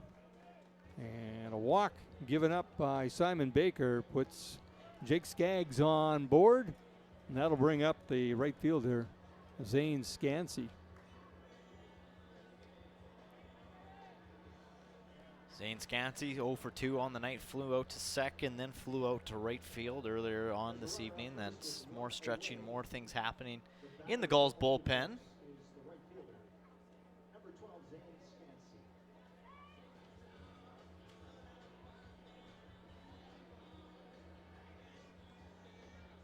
Simon Baker trying to keep it at 4-2 right now. That's his job. Yes, we got guys warming up in the bullpen. The Gulls will be using, well, they might even just go like the Dawgs do. One guy for 1 inning, another guy for another inning. Yeah. That misses up high. Might be one of those nights where you throw different pitchers at different batters all night long. And, you know, we've talked about it many times in the past of, is that a strategy that the Okotoks Dawgs use so well, is throwing a new pitcher on the mound that batters don't see and can't even get used to seeing because there's somebody new every inning and hard to know what they're throwing, what it's going to be coming down the line at them. I don't know. It's a strategy we're still trying to figure out if it works or not, and it's clearly worked really well for the Okotoks Dawgs. You have to have pretty solid pitching staff, though, to be able to do that. Because, hence, if you're a team that's not so strong pitching-wise and you're throwing a different guy on the mound, then teams like the Dawgs can really take advantage of that and just hit on you all night long. 1-1 the count, and that misses up high. Baker seems to having a little trouble bringing that ball down into the strike zone right now.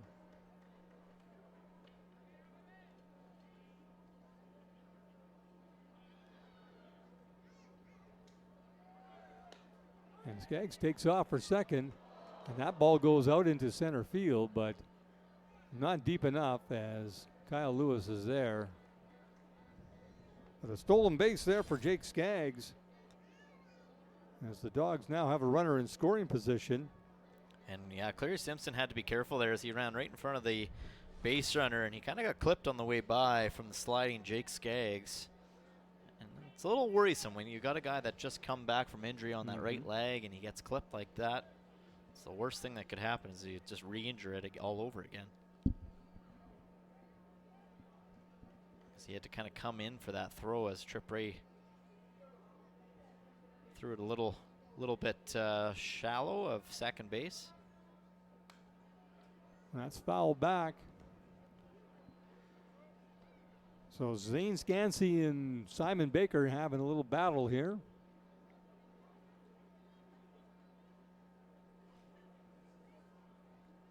We'll see who comes out on top. I think this is a big at bat for the Dawgs and for the Gulls here in this inning.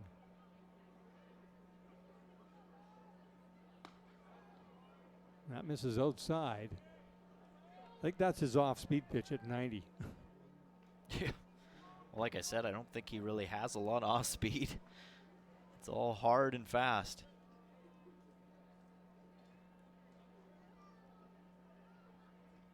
One thing we know about this league is guys aren't intimidated by 93, 94. They can hit that. And this is hit into deep left field, and the Okotoks Dawgs have just tied this game. A 2-run shot to left field by Zane Scansey, and we are all knotted up at 4 here in the top half of the 6th inning. And Simon Baker serves up the gopher ball here, and at first I thought maybe T Arena had a play on it, and then he just turned around and watched it go off the sign over in left field. And that's kind of quieted this crowd a little bit here. Yeah, 2 straight innings where the Dawgs have answered back with some runs right in the middle of this game, and now that's just what the Dawgs do best. They don't go anywhere. They usually get hotter as the game goes on. And now it's a matter of damage control. And it's pretty chill in the bullpen. I mean, you got somebody practicing their golf swing. You got guys, you know, that's Cameron, or no, that's Mittner. Dylan Meitner with the long stick. Kind of just taking some swings. Still thinking about his golf swing back from Monday.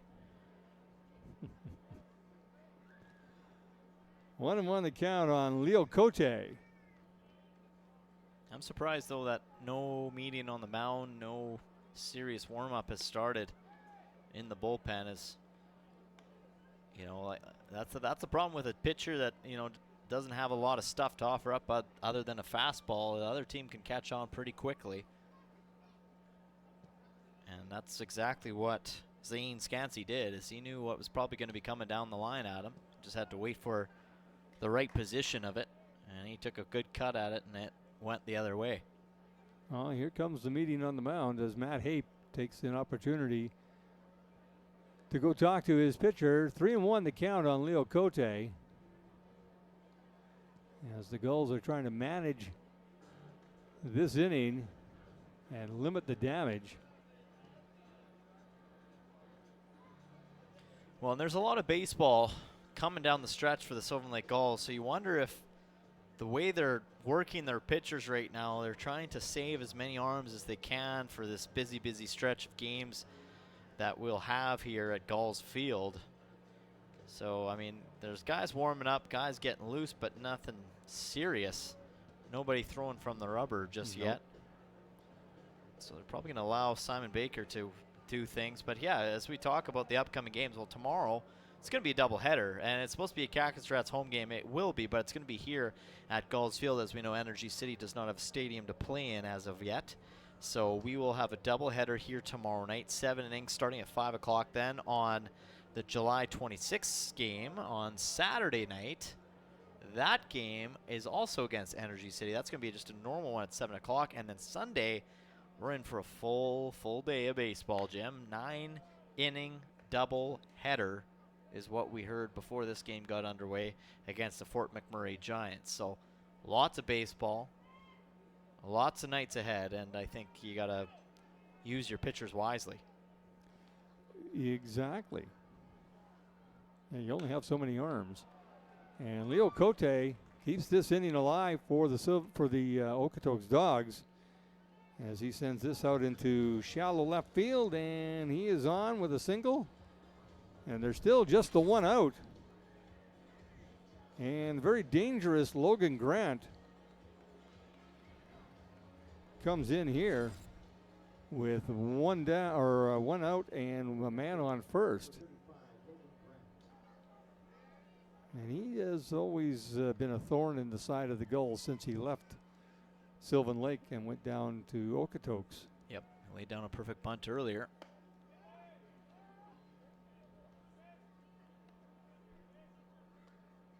And Mickey McClaskey, I believe. McClaskey, yeah, warming up in the bullpen for the Sylvan Lake Gulls. So wondering if they're going to allow Simon Baker to get out of this inning. It's going to depend, I guess, on this at bat.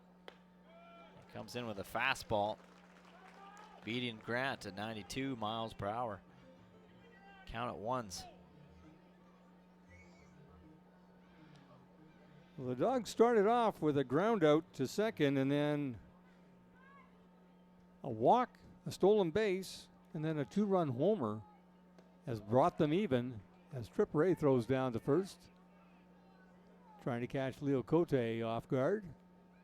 The way he released that ball looked kind of like a cautious release. It didn't look like he fully committed to it. He kind of didn't fully follow through with that throw. He kind of let it go and stopped his arm at 12 o'clock. Just probably he was trying not to throw it past the first baseman for more damage. I think he was just more trying to make sure it was on target. So that one goes foul. And Simon Baker needs an out right about now. Yeah, I mean, he needs double play would be huge.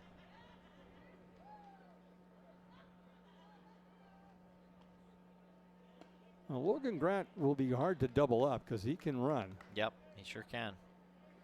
And he can have an eye for the ball too. It's one of those batters that you better be good with your pitch.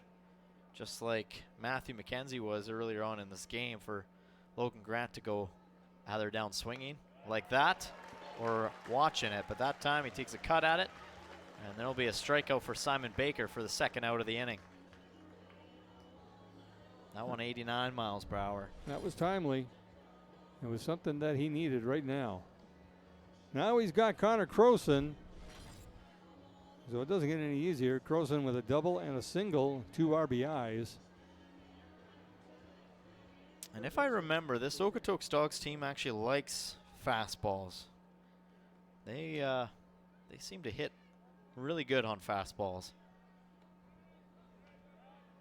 They always had a pretty good outing against Josh Tucker when he could throw up in the 90s. Yeah. They like the fastballs.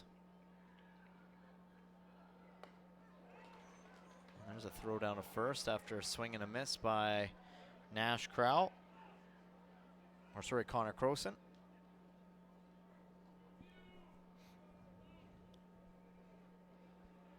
Two down here in the top of the 6th inning. 4-4. Gulls and Dawgs all knotted up. 1-1 the count on third baseman Connor Croson. That is well outside.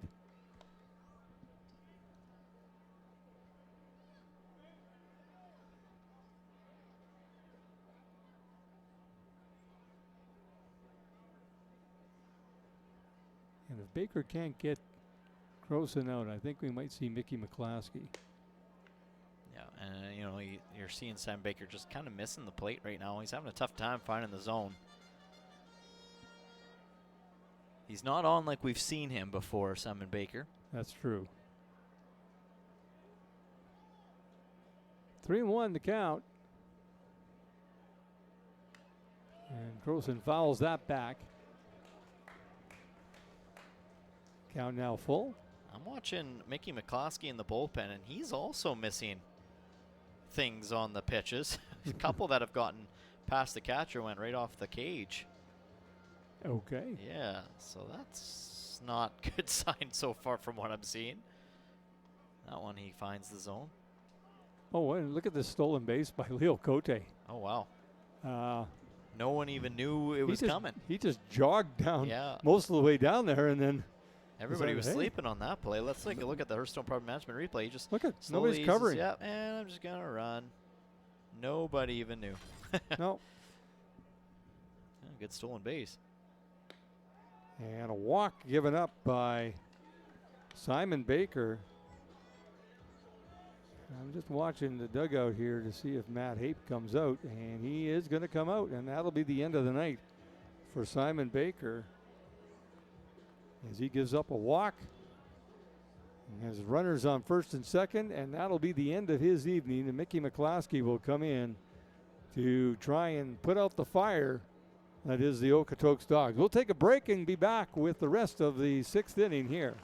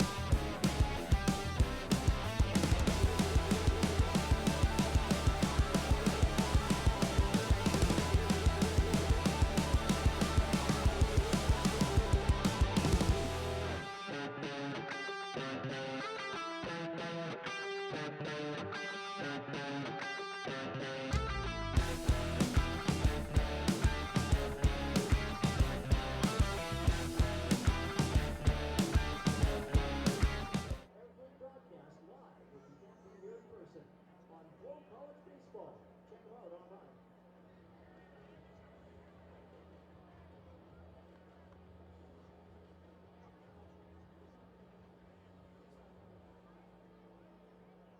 First baseman for Okotoks, number 44, Matt Crown.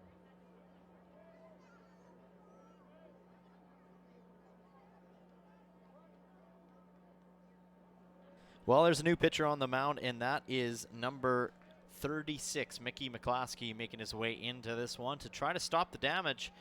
The Okotoks Dawgs still tied with the Sylvan Lake Gulls. 2 innings straight back-to-back where they pick up a couple runs. And they're not done yet. 2 away, Nash Crowell at the plate, and he's got a runner over at second. That's Leo Cote, the DH, who got on with a base hit and then stole a base unscathed. Nobody even knew he was going. He stole it stealthily. Yeah. It was like a ninja. Nobody saw him. He's like the invisible man. Nobody moved. Yukamoto or Simpson. Nobody went over to cover the bag. Connor And Croson. he's a big guy. It's He not is. like you can't notice him. Yeah. McCloskey comes in with the off speed. Put the count 2-1. Croson also over at first from the walk. Crowell 0 for 2 on the night, struck out back in the 5th inning. Nice pitch there by Mickey McClaskey to tie up Nash Crowell, who was caught looking the last time he was at the plate. That was when Matthew McKenzie was on the mound.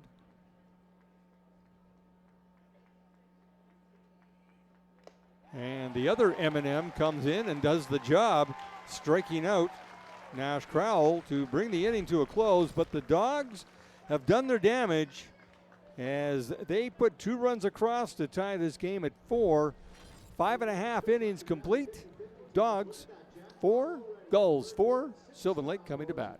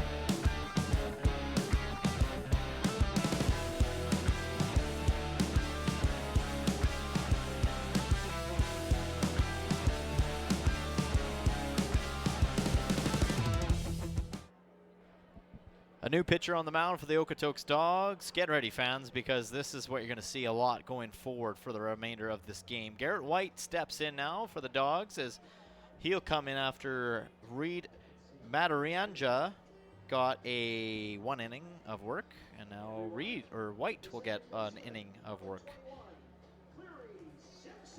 Clary Simpson at the plate for the Sylvan Lake Gulls, looking to regain the lead for Sylvan Lake after the Dawgs have come back from a 4-0 deficit to tie it now 4-4. Yeah, and Cleary's wearing that shin guard there on that leg, and that's the leg he had the boot on, I believe. Yep. Makes sense to cover it up, because I don't think he's ever worn one of those. I'll have to ask him after. Yeah, I'm not sure. I mean, most guys wear something on elbows and feet and shins. And Simpson fouls this. Oh, coach is going to get ragged on by that one. He let that one go through the wickets. There's that shin guard. Yeah. Well, that's the shin that he took a foul ball off, tipped off the bat right to the shin, and that's what hurt his leg. So, of course, you're going to be a little shy of it. And there you go. Nice base hit right up the middle. Clary Simpson. Has he really skipped a beat? I don't think he has. No, he's doing what he does, and that's get on base. That's a good leadoff to start things here in the bottom half of the 6th inning. I'll bring up trip rate. They needed something after that Dawgs comeback to tie things up. They needed something positive to happen. And it started with Mickey McClaskey striking out the last batter, and then Cleary Simpson leads things off here in the 6th. Now he can steal a base. Yeah, he sure can. As long as that leg is in good shape still, right? But it's a little tougher against a lefty because they're looking right at you. He won't be able to do what Leo Cote did and just walk down there. Yeah. That was the weirdest and the slowest. That was like the O.J. Simpson police chase. It was the slowest stolen base I've seen in a long time. Yeah. I mean, maybe even ever. I'd have to tap into my memory banks, which are bankrupt most times. So Trip Ray with a single back in the first and then grounded into a double play in the 4th inning.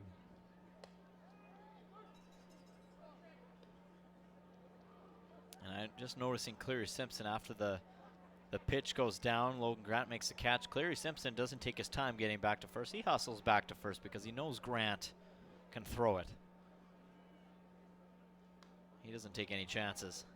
Trip Ray fouls this back. Count 1-2 now on the catcher.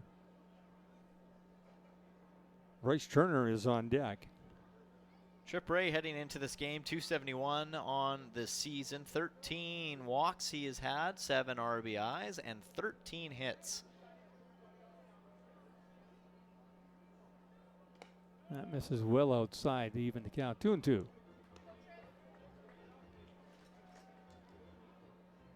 So Memphis barbecue, that would be good, wouldn't it?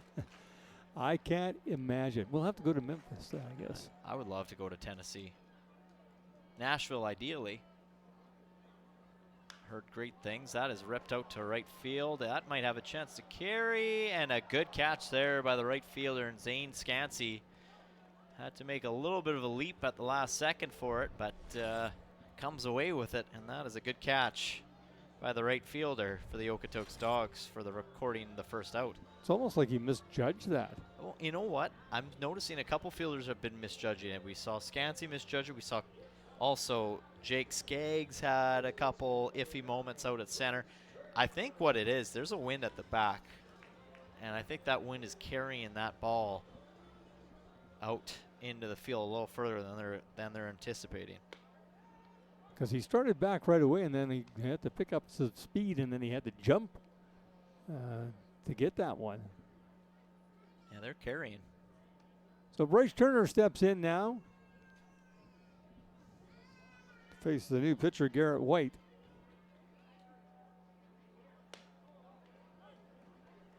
That's a called strike, and Turner's not happy with that call by home plate umpire Chris Hartley. Yeah, and the pitchers are working things right now really good for Okotoks. I've noticed now the last 3 pitchers in this game, they've been ahead of the count since the starting pitcher. You know, since Brady Baltus, Reed Mataranja, and Garrett White both have been ahead in the count and have been really working the count to their favor.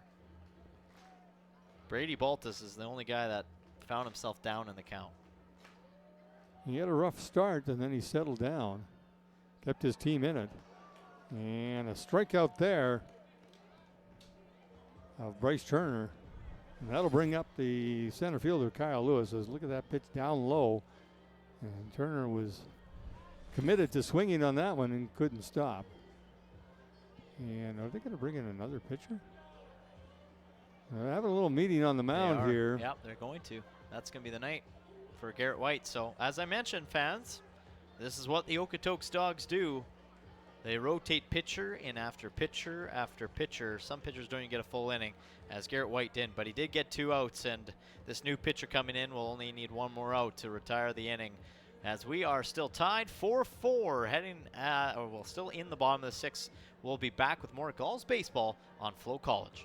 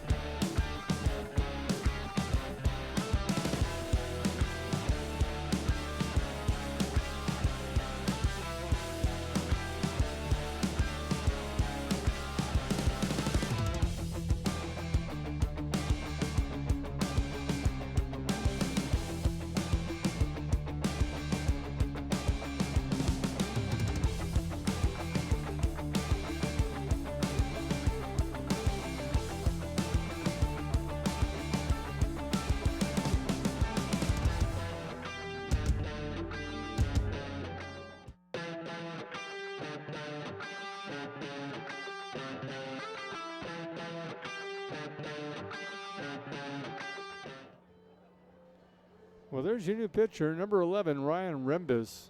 And unfortunately, we don't have any information on Ryan as to where he's from and what college he goes to. But what we do know is that he's a left-hander and he throws hard. Yeah, and you know what, okay, they didn't have it earlier online, but they do have it now. Bend, Oregon is where he's from. And he goes to the University of Portland. He's a senior. Oh, that was a little high. And a little smile exchange back from his first baseman in Nash Crowell. We can Crowell up. Pay attention. You never know. So I think this must be one of the newer additions for the Okotoks Dawgs, as Ryan Remes had no information earlier on point streak, and now he does. So they must have just updated it. Thank you for the update. Yep. It's Kyle Lewis with Cleary Simpson over at first. And a called strike there on Lewis. In fact, this is Rembus's first game this year. Okay. He's not even on the pitching stats page yet, so I would assume this would be one of his first appearances in a Dawgs uniform this summer. 2-1 on Lewis.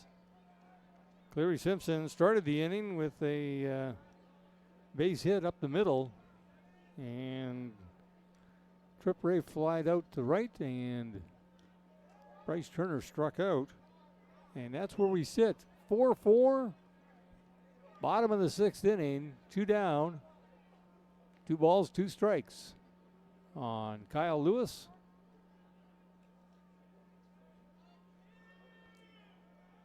The Gulls need to find the magic that they had back in the first inning. That's when they scored all 4 of their runs.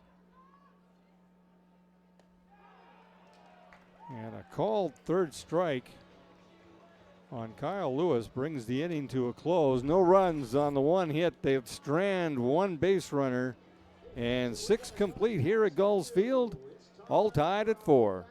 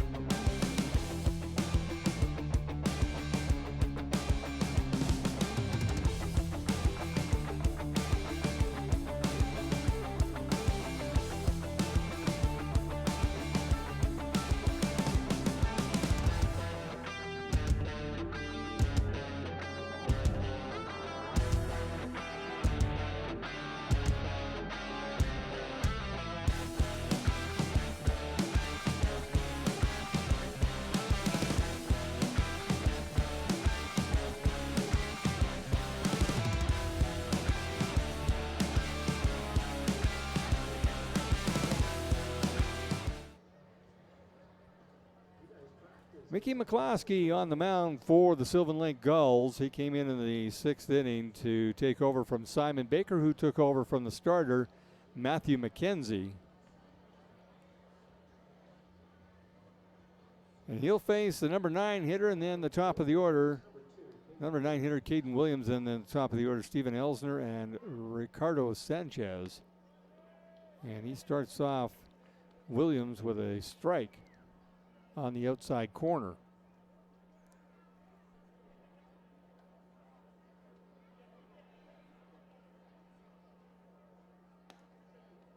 So the Gulls jumped out to a quick 4-0 lead in the first inning, and then the Dawgs picked up 2 in the 5th and 2 more in the 6th to bring this to a tie right now. And that's lifted out to left field, and Brock Tiarina is there for the first out.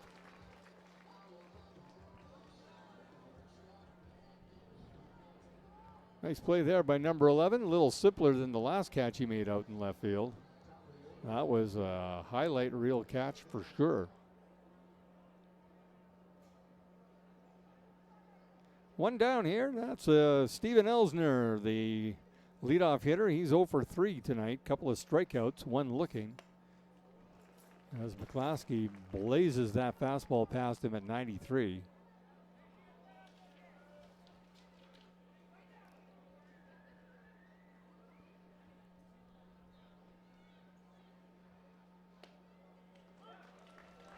Yeah, Mickey McCloskey is really working the count right now. He's up 0-2, and he is, so far since coming into this game, has been wheeling and dealing. Wow. And another strikeout for Mickey McClaskey, and that's strikeout number 3 on the record for Steven Elsner. That's a good strike there by McClaskey. Nice pitch. That'll bring up Ricardo Sanchez, who is 0 for 3 as well. You don't usually see that from this young man, but there's still a couple more innings left. Yeah, don't talk too soon. Exactly. You got any wood over there to knock on? Oh, just hit my head. Yeah.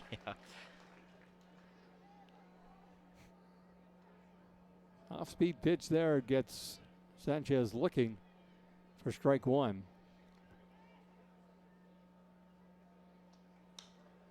And he lifts this into center field, and Kyle Lewis is going to have to hustle, and he does.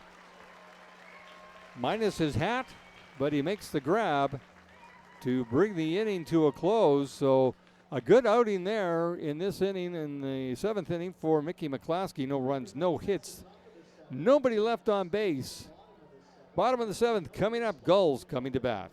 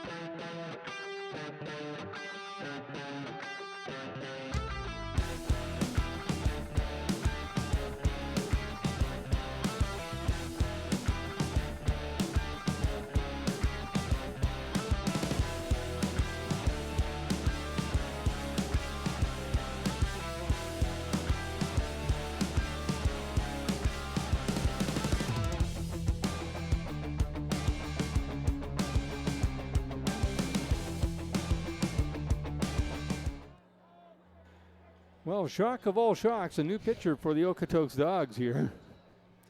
After Ryan Rembus saw one batter, they put in number 27 now, Evan Leonard. It always makes a mess of my score sheet because I don't have enough spaces in my score sheet to put in the new pitchers in there, and yeah. Yep, that's what they do. That's just what they do. Make a mess of our score sheet. Well, that's, again, it's just, I think, a strategy that the Dawgs like to work with. Whether it's a strategy or whether it's maybe they like to play a lot of pitchers, and any pitcher that comes to Okotoks they get to see some action quite a bit, and maybe that's their selling proposition when they're bringing players from colleges and universities, is saying, hey, we won't overwork your pitchers, but we'll give them lots of playing time. We'll give them different situations, and you know, they might not pitch a lot of pitches, but there's a good chance they'll see a game every other game, if you know what I mean, right? Or they might, you know, they might be every other game, every pitcher gets to pitch. They got 20 guys on their roster that are pitchers. So maybe not every other, but every third, fourth pitcher seeing an inning or two, or a batter for the case of Ryan Rembus. Well, Tai Yukamoto starts things off here in the bottom of the 7th on a tie game. And the Gulls need to get something going. They've been kind of quiet. Yeah, bats have been kind of on freeze mode right now. And Yukamoto now behind 1-2.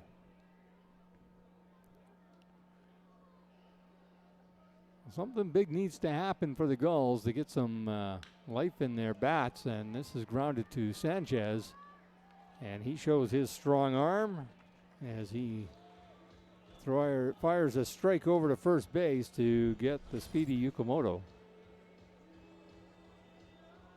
And that'll bring up Jaden Flores.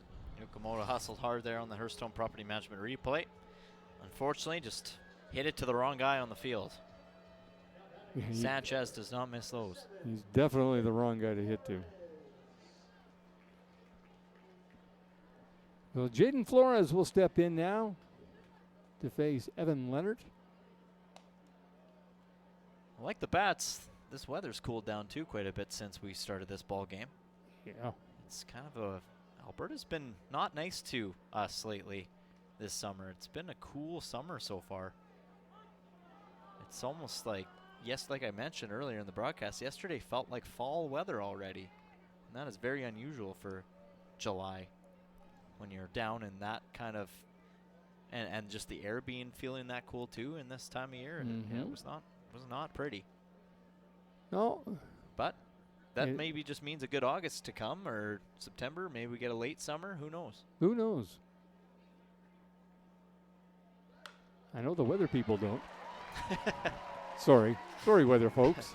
And Jaden Flores, he had thoughts of maybe going to second because that ball took its time getting to center fielder Jake Skaggs, but Jaden Flores gets some life into this crowd and into his Gulls teammates with a base hit here in the 7th inning. The 8th hit on the game. The Gulls have out hit the Dawgs 8-6, but we are all tied up at 4.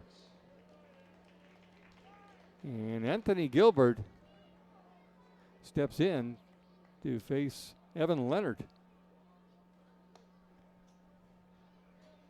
You can't take your eyes off the score sheet with these guys. Nope. Because they're constantly making changes. The umpires probably love it. They got to pull that book out every time they make a change and announce it. So they're probably, here we go. Oh. And that gets away from Logan Grant. Go to third here. And Jaden Flores is going to test Logan Grant's arm, and he slides in safe. Wow. So some great hustle by Jaden Flores to get himself over to third base. And that could be a big play right there, folks, as he looked rounding second, and he saw an opportunity and a good throw. That is a good throw, but that is a great call by the umpire. Flores did get there just in the nick of time. Good speed there by Flores, but again, maybe another mental note if you're the Sylvan Lake Gulls to take. Logan Grant can throw a ball. Well, they're going to intentionally walk Anthony Gilbert. Okay.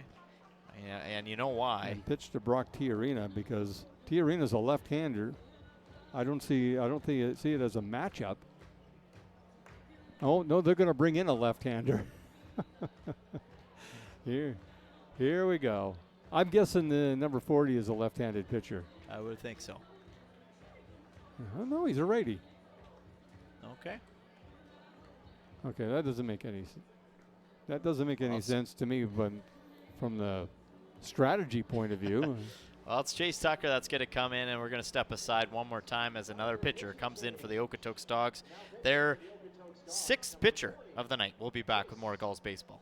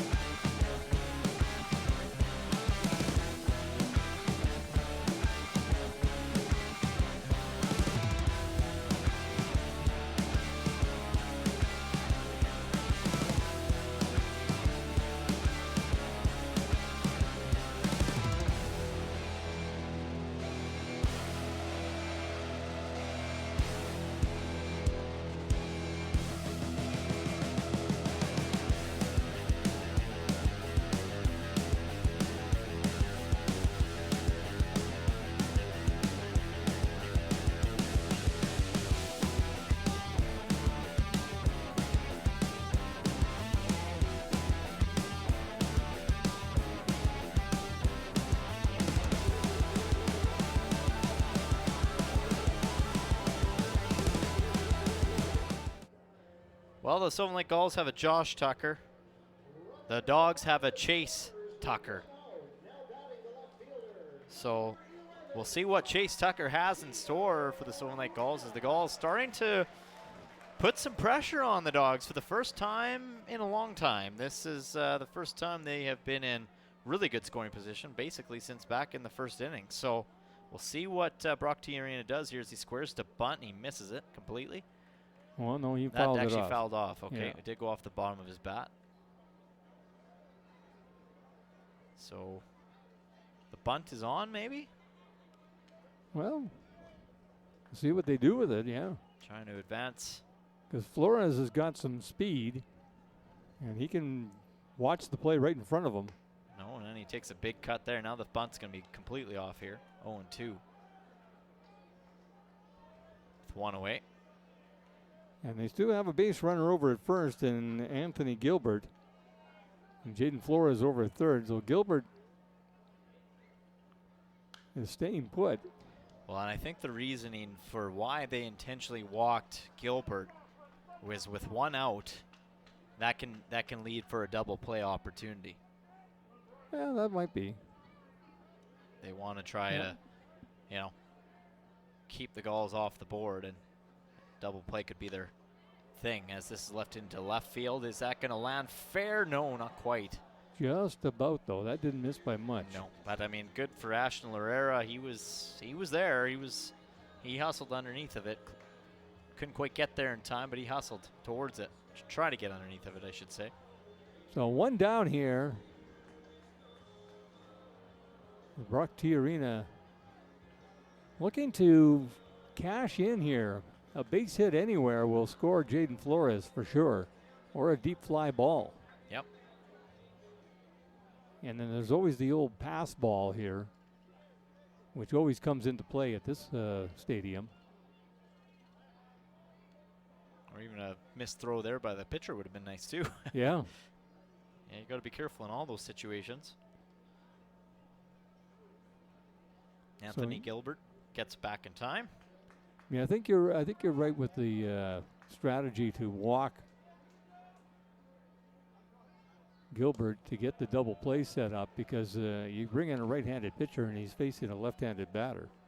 So it wasn't a pitching matchup. It was put a guy on base so he can turn a double play. Yeah. And with this infield, they can do it. They've already done it once or twice tonight. Twice tonight. Yeah. And Tiarina sends this deep to left or right center, and that's going to score Jaden Flores from third base. And the Gulls have taken the lead and brought the crowd to life as Brock Tiarina did what he had to do, and that's send the ball deep in order to score that run. Yeah, good wood, good contact on the ball, and Flores obviously, very pumped up about that, as the Gulls should be. You get snuffed out for 6 innings after just opening this game up to being a 4-0 lead, and then the Dawgs tied. You need anything at this point to kind of get yourself back into the game, and that was exactly what the Gulls needed, regaining the lead 5-4. And you know what? They're not done yet either. I mean, we've seen 2-out rallies come from the Gulls. A little momentum in their favor can go a long way. Well, Junior Garcia started his night by slamming a ball down to third base and just tied up Connor Croson because he hit that one hard. And we got more warm-up and more action in the bullpen for the Dawgs. Anderson Tordif warming up, getting loose. So 1-1 on Garcia. And he gets underneath this one and skies it. Ricardo Sanchez calls everybody off and says, I got this, but the Sylvan Lake Gulls have taken a 5-4 lead over the Okotoks Dawgs here through 7 innings at Gulls Field. Inning number 8 coming up.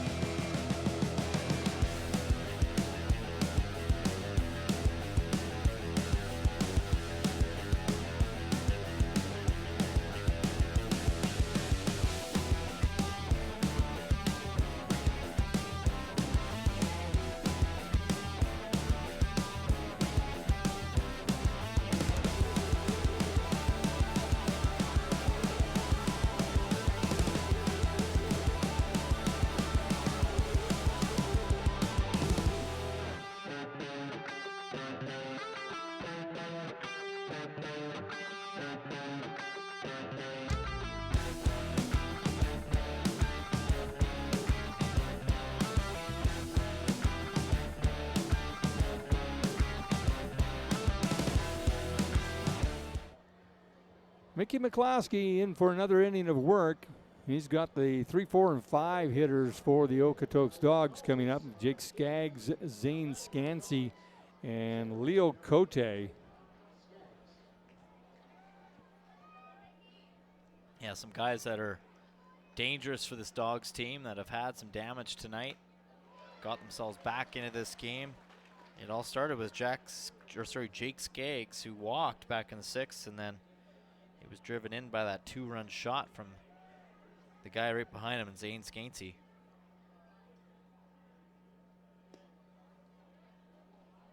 So 1-1 now on Skaggs. Struck out twice, and like you mentioned, got on a walk, stole a base, and then got to jog home after Scansey drove one deep over the wall in left field. He squared up for a bunt on that second pitch there, or the third pitch, I should say.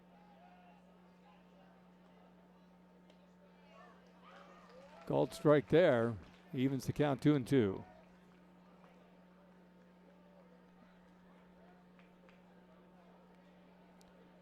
Five-4 Gulls lead it here in the top half of the 8th inning. Sylvan Lake 3.5 games back of the Okotoks Dawgs in the Western Division standings of the WCBL. A win tonight will put them 2.5 back.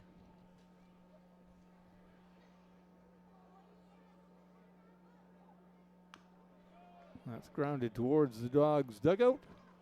Nice grab there by Leo Cote. And it would also keep them tied at second place. So the Lethbridge Bulls are up 10-4 over Regina right now. They're in the top of 7. And a defensive swing there by Jake Skaggs just to kind of get a bat on it and stay alive in the box. The count now full. Skaggs leading off here in the 8th inning, making Mickey McClaskey work a little harder.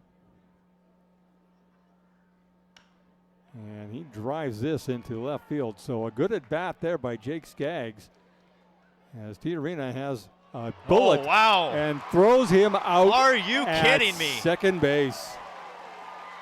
Did you see that? An absolute dart from left field, deep even, in the hole, and somehow Brock Tiarina makes yet another highlight reel play here tonight. And what a tag by Cleary Simpson. That's just as good as the throw right there. Cleary Simpson playing that one just perfectly. Brock Tiarina, well, okay, he's just a little highlight package tonight, isn't he? Sure is. Oh my goodness, have a night, Brock Tiarina. That's a huge out. Well, is it ever? I mean, that lands, that's looking like a pretty good double there for Skaggs, and momentum right back in Dawgs' favor, but Tiarina shuts that down quickly. Wow. Well, if you're Okotoks, I think you're going to take that play in your notebook and be like, okay, if we hit that way, maybe we don't try second. Well, and you know, aggressive base running by the Okotoks Dawgs. You got it, right? You do that in a tie game, I guess. Yeah. That's your style. Well, down one actually. Yeah. That was something to watch. He can make the catches and he can make the throws. Boy, can he ever. And he can swing a bat too. Yeah, a couple of RBIs tonight. He's having a night. 1-2 the count here on Zane Scansey. McClaskey trying to keep him in the park. As the last time up, he rocketed one over the left field wall. That's what tied this game up at that point. The Gulls have since put one across and have a 5-4 lead, with one down here in the 8th. Oh, wow. Trip Ray just held that there for Chris Hartley. That looked pretty good. That's been getting called tonight, and I don't know how that missed. Hearthstone Property Management replay. Yeah, I mean, from there, okay, I can see it. But from up here, it looked closer. Well, that's why we're not down there. Exactly. Fans apparently thought it was closer too. But well, they also don't really understand. They don't really know. They either. never agree with the umpire. That's fouled back against the screen. Count remains 3-2. As no action in the Gulls bullpen, so Mickey McClaskey, this is on his arm right now, as they're going to ride it. And he misses high and inside to put a base runner on for the Dawgs here in the 8th inning. That'll bring up Leo Cote, the designated hitter, who's 2 for 3 on the night.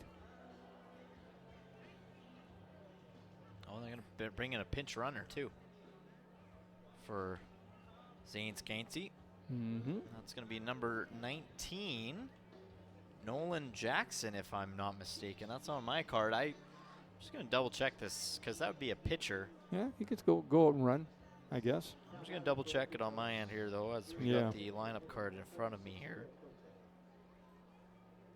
And yeah, Nolan Jackson, number 19, unless somebody forgot their jersey at home, which we've seen before. Yes, we have. But Jackson's at first. He's going to run for Zane Scansey, and Leo Cote has that ball go way behind him. And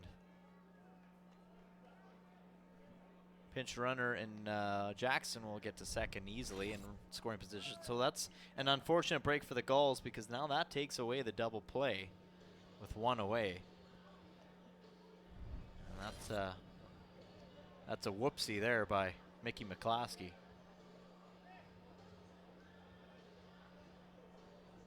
So him and Trip Ray will have a little conversation.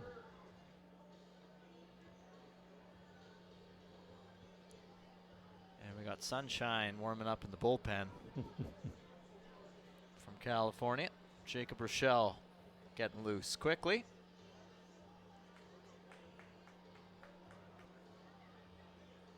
I just watched that movie the other night. Remember the Titans? Yeah, that's a good movie. It's a classic. Yeah, we don't know what's going on here at home plate. I think they're just making sure that the whole plate umpire got the right player and now they're marked putting down. in a different pinch runner. Can you do that? I guess you can. Okay, you can do whatever you want, I guess, as long as you... Okotoks Dawgs continuing to change things up on us here. Why wouldn't they? Oh, they are something else, aren't they? They like making substitutions. They like keeping the game slow. Yeah, that's... And this is Eric Matchey, a veteran of the Dawgs team. Well, yeah, and you got to give credit to a team like the Dawgs. I mean, there's a reason why they're back-to-back-to-back champions, as this is lifted into right field. It's going to land, and they're going to drive in a run here. So that game is tied as Jaden Flores kind of lost his footing out in right field, slipped a bit, and that passed ball, or wild pitch, I should say, costs the Gulls, and we've seen that time and time again. You make one little mistake, the Dawgs will make you pay for it, and they did there. They do that on a regular basis, don't they? So an RBI for Cote. And just like that, game's tied up again here. 5-5. It's going to come right down on the wire. Why wouldn't it, right? Mm-hmm. Good pitch there by McClaskey. He gets ahead right away on Logan Grant, who's 1 for 3 on the night. Couple of strikeouts and a single. And he hits this one down to Cleary Simpson, and that hits the base runner. So now the base runner is out, Leo Cote, which might have benefited the Gulls there because that was not traveling at a high speed, and Logan Grant was pretty close to getting to first base. It would have been a really close play over at first, and Leo Cote, yeah, he's thinking, damn. I don't even know how you mark that, but it's an out. Yeah. So 2 down now. That'll bring up Connor Croson. Yeah.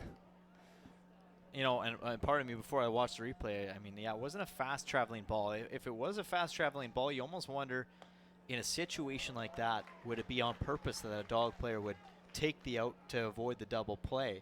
But it clearly looked that it was just a complete mistake by the base runner and Leo Cote as he was trying everything he could to get out of that. 0-1 the count now as that throw goes past. The throw to second. Is it in time? It is. Good throw by Trip Ray. Right on the money. As he nails Logan Grant over at second base. Catcher on catcher right there. That brings the inning to a close, but the Dawgs have tied it up. We are all knotted at 5, headed to the bottom of the 8th inning.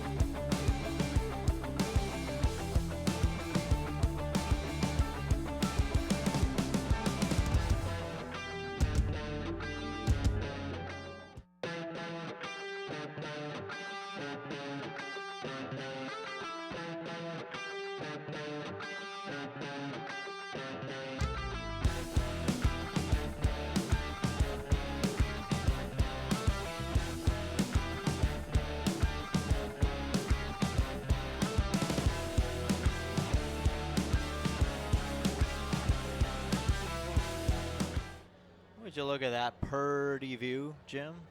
Very, very nice. Little So purdy. some cloud action, some color in there. No rain. Yay. Good shot, guys. That's yeah, nice view here at Gulls Field. You get them all. And there's picture number, what, 7 on the night? 8. 8? Okay. Nope, sorry, 7. I got ahead of myself there. Andrew Tardif. I can't even keep count. That's how many. What is math? Anderson Tardif. Yeah. Yeah. Okay, well, he'll face Cleary Simpson, Trip Ray, and Bryce Turner here in the bottom of the 8th inning. We are all tied up at 5 between the Gulls and the Dawgs. Now, this could be something that you would see in like a Hollywood movie, but talk about what a return it would be for Cleary Simpson in a game like this. Just knocks one out of the park. You're trying to script something here? I mean, that would be pretty neat, Okay. wouldn't it? Wouldn't it, though? Oh, it it would just be a would. night. It would. That would be cool. He's been batting well, you know, and that's the kind of cool thing about when you're talking about senior ball, playing with the Riggers and Red Deer. Kind of acts as like a farm team in a way for him, doesn't it? It's kind of cool that he has that opportunity just to go down the road, play some still highly competitive baseball. Oh, absolutely. Those guys have played in this league. I mean, Tyler McWilly's played on that team. I don't know if he still does, if he keeps playing with them recreationally or not, but it's good ball, and it's great to be able to kind of get yourself back into the swing of things, literally and figuratively, and yeah. He's been doing well, apparently. Well, not so much on that one as he strikes out to lead things off here in the 8th inning. And a good pitch there by Anderson Tardif. Ties up Cleary Simpson. And that'll bring up the catcher, Trip Ray, who had a base hit in the first inning and then grounded into a double play and struck out. But an outstanding throw that brought the 7th inning or the top of the 8th to an end. Logan Grant shouldn't have had that poutine. Slipped right out of his mitt. Oh, was he eating poutine? Oh, he was crushing this biggest poutine. I asked him, oh, is poutine the pregame meal? And he just says, I guess so. I'm like, oh, he's like, it's the cheapest thing on the menu. Okay. So I'm like, okay, that makes sense. College kid, you know. Yeah, gotta watch the makes pennies. Sense. Gotta watch the budget. Oh, that's right. We don't have pennies. That thing was loaded, though. Like he had the nacho cheese on there. He had the green onions on there. He had some other kind of stuff going on. You know, in fact, it caught the attention of one of his players, one of his teammates. As he was walking in the dressing room, he had a second glance at it while we were talking outside. And a called strike there on Trip Ray. 1-2 the count. One down here in the bottom of the 8th inning. Gulls and Dawgs tied at 4. Each with 5 runs, each with 8 hits. We have a pinch hitter coming in too next on deck, Brooks Bachman. And Trip Ray sends this into right field. Scansey is there, makes the catch, and we are at 2 down now. I have a feeling we're going to see some overtime, as they say in hockey, but extra innings here in baseball. Well, it's still got a full inning yet to go after this one. It will depend on how that shapes up to be, but it's Brooks Bachman coming in to pinch hit for Bryce Turner now. So we'll see what Brooks Bachman has in store for the home crowd. Bachman batting at .282 on the year. He's got 10 RBIs, 1 homer, and 29 hits. 3 of those being a double, and 1 of those being a homer.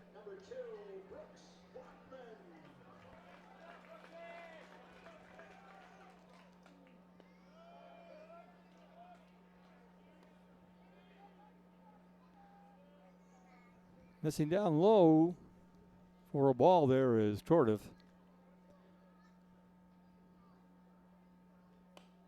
Bachman takes a good cut at that one. Kyle Lewis is the hitter on deck, hoping to get a shot.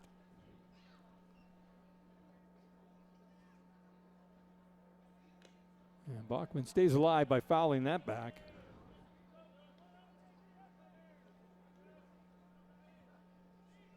Hits are at even now, 8 apiece, both sides. Crazy to think that we had 6 hits back in the first inning for the Gulls. Yeah. Yeah, they've been a little quiet since then. Mostly due to the Dawgs pitching. I'm sorry, I should say they had 4 hits in the first inning, but they had 6 hits by the time 3 innings were over. And then just kind of been quiet since, really. 2 more hits after that, and that was it. That misses up high. Count now full on Bachman. A walk's as good as a hit right now. Yeah, he'll take it.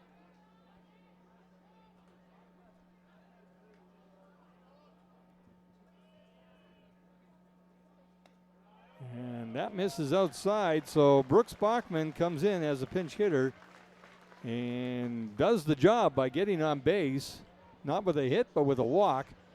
And that'll bring up Kyle Lewis, who's 0 for 3 on the night. So he's due. Yeah, I was just going to say he's due.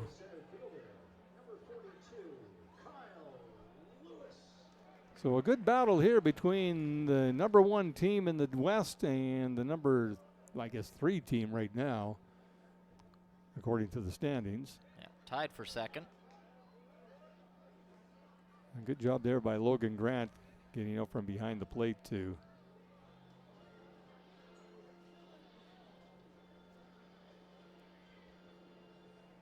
block that ball. I mean, obviously you want first place in the seed because the second and third place, that's a tough first round matchup.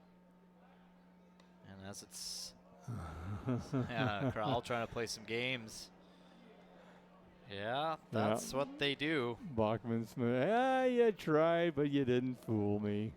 Even the first base umpire, Rob Allen's got a pretty good grin on his face. He appreciated that. I'm sure Cam Diaz was right on the ball saying, Brooks, nope, ball's still here. Stay on the bag, stay on the bag. They try everything, don't they? Yeah. Why don't you, right? They treat every game like it is the WCBL championship game. And that's something you got to respect of the Okotoks Dawgs. This one gets away from Logan Grant, so that's going to advance Bachman into scoring position.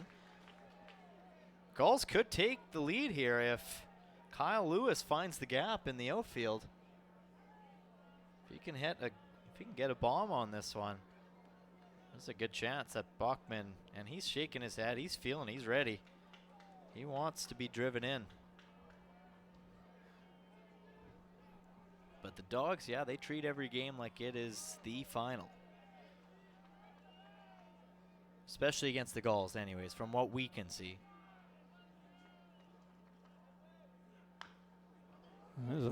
Right back to the mound, and the pitcher hits the ground and pulls the first baseman Crowell off the bag. As Anderson Tortoff made a good attempt at playing that ball, and then he just lost his footing and just boom. Ooh, he kind of toe-picked almost. Yeah, and if that goes over the head of Crowell, the Gulls would have taken the lead easily on that one. He looks like he's going to be okay. Just mound kind of. Who put that mound there? Yeah. So we put a big bump right in the middle of the field here. I think he's just more mad about that play getting away from him. I mean, that's not an easy play for him because he's the kind of pitcher is once he releases, he goes so far to his left that by the time that ball came right back up the middle, he had to really recover to go back across the other way quickly. And then he toe-picked on the mound. So the Gulls still have life here, and now a guy only 90 feet away from scoring to take the lead. This would be huge. Bottom of the 8th inning, Jim, going into the 9th with a 1-run lead. A chance to win it. That would be perfect for the Gulls right now. Now I'm just noticing something with Logan Grant. He's got an earpiece. Okay, yeah. And, yeah, right there. Yeah. Now, that's what the pros wear when they have the pitch count, or the when they call pitches. They can they press a button and the pitcher hears it and goes, okay, yeah, I'm throwing this, I'm throwing this. Do they actually have that? Well, it's the Okotoks Dawgs. Would you be surprised? No.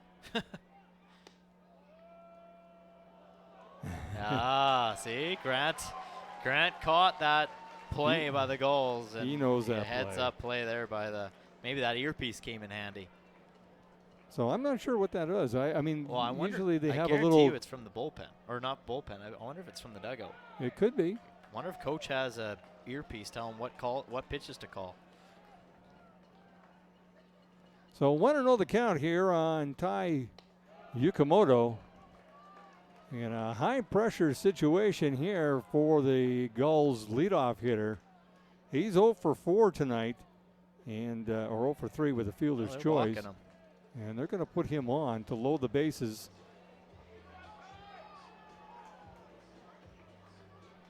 I wouldn't load the bases for Jaden Flores, would you? Well, I think it's to give him, again, it's the options. We got all 4 bases that's now true. are in play. Exactly. So. But They're going to throw in a new pitcher in here too, I think. Yep, that's going to be it. So why not? Pitcher number 8 coming in. Anderson Tordif doesn't even get a full inning of work yet again. We'll see another pitching change. We'll draw this one even out longer. Fans, enjoy the moment from home. We'll be back with more Gulls baseball, brought to you by visitsylvanlake.ca.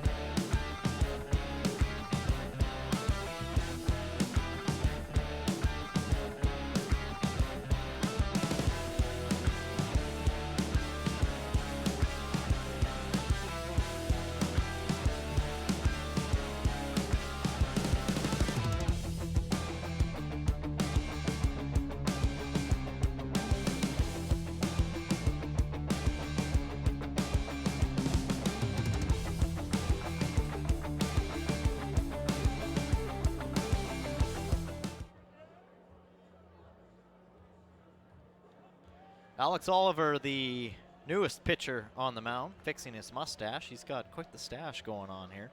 Like, look at the curls on that guy. He's got the curls on the stash. He's got probably some good wax or gel in there to keep those curls going. This guy means business. That's old school Rolly Fingers, the Oakland A's reliever back in the 80s. Yeah, kind of neat. Well, he's got his work cut out for him. Bases are loaded. Flores pops this up. It is going towards the berm on the right field side, just by the truck. Nowhere near the truck. Nowhere near the truck, guys. And speaking of flashy, how about those shoes? Jaden Flores. Look at that. Has some funk with those shoes. My goodness. That's the bling. That is bling. Just to up that mustache by a few, hey? Good job, guys. That's a good shot. 0-1 the count on Jaden Flores. Bases loaded here in the bottom of the 8th. Gulls and Dawgs tied at 5. Flashy Flores. And a good pitch there by Alex Oliver. Ties up Jaden Flores. You could almost call him flashy. No, you go ahead. You just did. I know. See if he likes it first, maybe. Now this is going to be an interesting pitch because he can't really be blowing this one down into the dirt, because if Logan Grant doesn't block it, that's a run scored. And it is down low, but not in the dirt. And Jaden Flores was watching it the whole time. Well, Logan Grant, he's one of those guys that doesn't let balls get by him very easily, so it's a good guy to have behind the plate if you are Okotoks. Just giving the 4 signal here. That's going to be out of play. Coming towards the truck, guys. Heads up. There you go. Yeah, there's two in one night. A little bouncy action over there. Yeah. Hitting 3 times on the truck. Underneath the trailer, maybe it bounced underneath him. But at least I gave him the heads up this time. So they knew to brace for it. 1-2 to Flores. 2-way, bases loaded. That one down in the dirt. Good block by Grant. And by dirt, I mean turf. The rubber pellets. So 2-2 now. Nobody's going home early, that's for sure. 5-5 game. Bottom of the 8th inning. 2 out, 2 balls, 2 strikes. And Jaden Flores singles in, and the Gulls are going to score 2 runs. Wow, what a play! An absolute clutch 2 RBI single by Jaden Flores. Scores Brooks Bachman and Kyle Lewis. Some heads-up base running by the Gulls there. And a timely base hit by Jaden Flores. That was huge. With his shoes. Yeah, that was massive. And you know what? I got to give credit. Ricardo Sanchez, he was not far off from making that catch. No, I thought he was going to break their hearts again. I thought so too. He gave that a run. He gave it a chance, and it just missed the tip of his glove. Anthony Gilbert steps in. Gulls maybe aren't done because, 2 runs is nice, but yeah, you always look for a little insurance against this team. Yeah, you need more insurance than that, absolutely. 2 runs is small margin.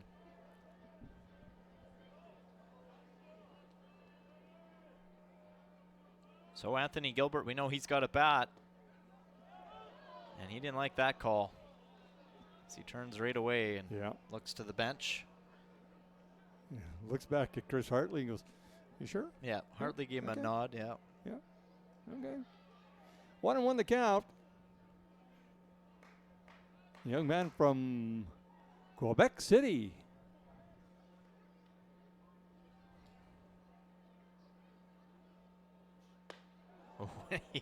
He's swinging for the fences. He wants to clear the park. He wants to clear the bases, I think, here. With that swing. Wow. I'd love to get the speed on that swing alone. I wonder how fast these guys can swing them. Probably pretty quick. Pretty quick, eh? Yeah. Be fun to see. A lot faster than I could probably swing a golf club, I guarantee that. And this is lifted out into shallow right field as Scansey makes the grab, brings the inning to a close. But the Sylvan Lake Gulls have crossed the plate twice in this inning. We are through 8 complete. Gulls with a 7-5 lead over the Okotoks Dawgs. Dawgs coming to bat.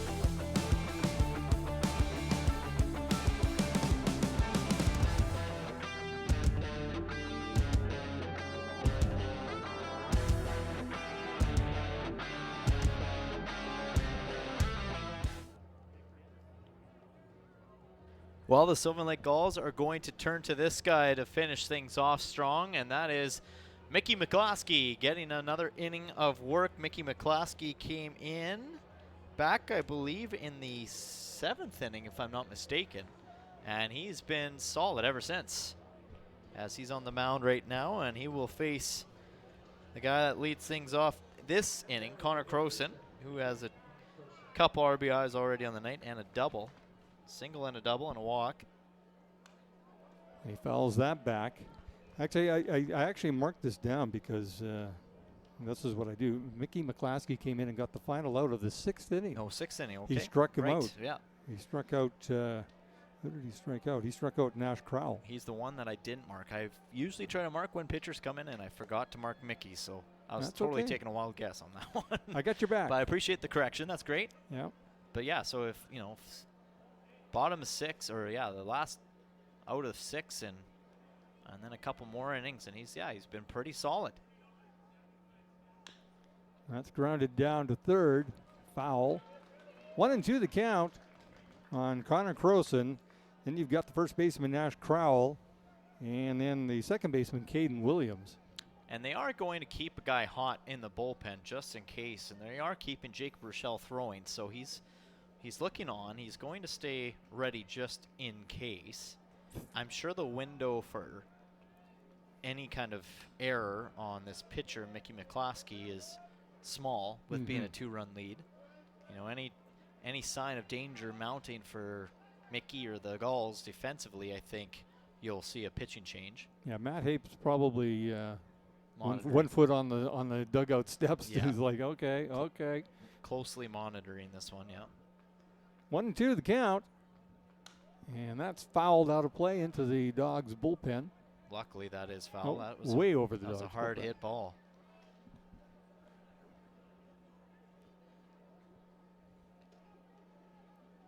Klosky at 39 pitches now.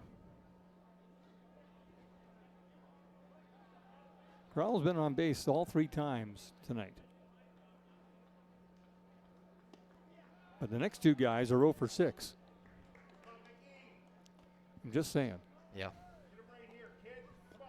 Not that it makes any difference. And it's getting late. The night sky is upon us. It's dark. The lights are on. It is Wednesday night baseball here in Sylvan Lake. Croson launches this one deep left field. That's going all the way back, but T-Arena is there to make the catch. Whew, I thought for sure that was out of here. I thought so Just too. from the sound of that.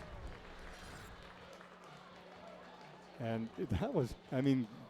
He launched it. Yeah, that's right on the warning track. He launched it. So that's 1 down. That'll bring up Nash Crowell.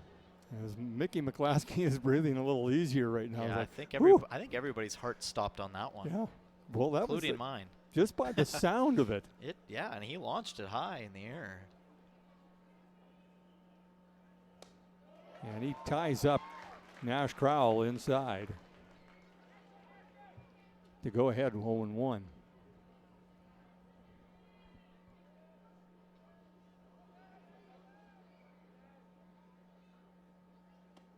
And comes in high.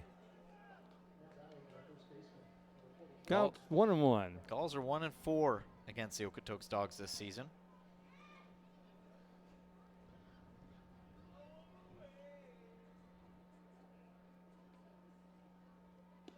So found out a story, just a quick story for you here in the top half of the 9th inning. Jaden Flores, we were talking about his shoes, the sparkly shoes. According to our social media girl, Carlin, says that his sister made those shoes. Wow. Can you believe that? I can believe It's that. incredible. Like, look at those. As we get a nice little replay here of the shoes. Yeah. His those sister are- made those. Those are Nikes. And she must have made the pattern of sparkle on the outside for him. That is very well done. I wonder, was he wearing those during Taylor Swift night? Yeah, he should have been. If he wasn't. If I he don't know. wasn't, yeah, maybe he didn't get them in time. Maybe I should get golf shoes like that, eh? Oh, I dare you. Maybe I need to talk to Flores' sister. I dare. Get you, that pattern you go on my ahead. golf shoes. That would look good on you. Hell yeah, it would. 2-2 the count on Nash Crowell. You could pull it off. Yeah, I don't know. Don't know if I could. I think you could. And Crowell gets his first base hit of the night here in the bottom half of the top of the 9th inning. A single. So the tying run is on first right now, and that'll bring up Caden Williams. I'm just looking at the dugout right now, and I saw Hape whisper in Chatty's ear if he wants to make the move. As like I mentioned, I think the leash is short. No pun intended, but the leash is short for the Gulls. But they might give him one last chance here. Double play is in order. That is good news for the Gulls. Mm-hmm. And as I was been informed by our producer, Calvin Bellows, who's always correcting me because I need correction, the tying run is at the plate. Mm-hmm. I said he was on first. Oh. See, I didn't even catch that. Thanks for Calvin. You know, we need Calvin. There's a reason why we need that guy. Of all the voices in my head, his is the wisest. Want to know the count on Caden Williams, and a throw over to first by McClaskey. And now here's where you got to be careful if you're Sylvan Lake defensively. We've seen those throws to first before. You need to make sure at any point, if it's a bunt, if it's a weak hit, soft contact, make the smart play.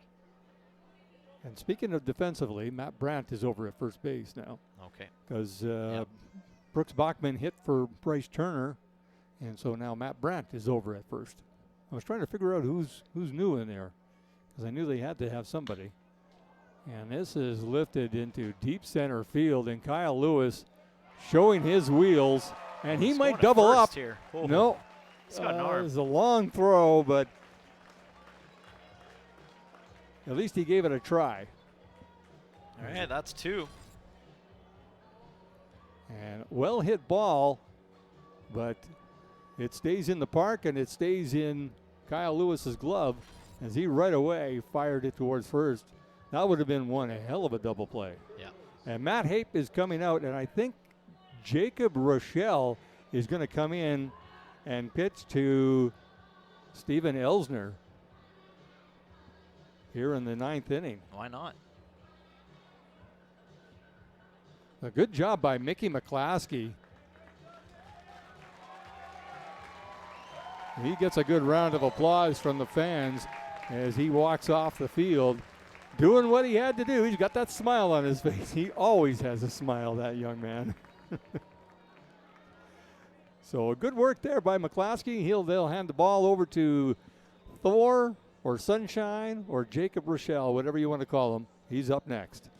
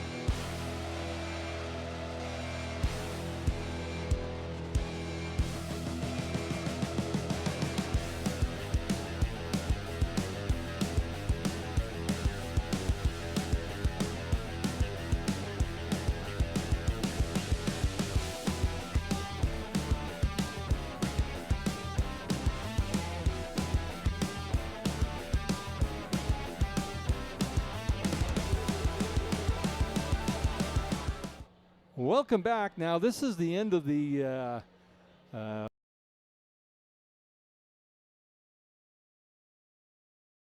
I only had one more to go, and he can't believe it. He wanted to be the guy that ended this one, but I think it's the smart move by coaching staff and Matt Hape and Coach Chatwood, and just throw somebody new in there that they don't know, they don't see. Yeah. Why not throw Sunshine Jacob Rochelle in from San Marcos, California? He goes to Northwest Nazarene University.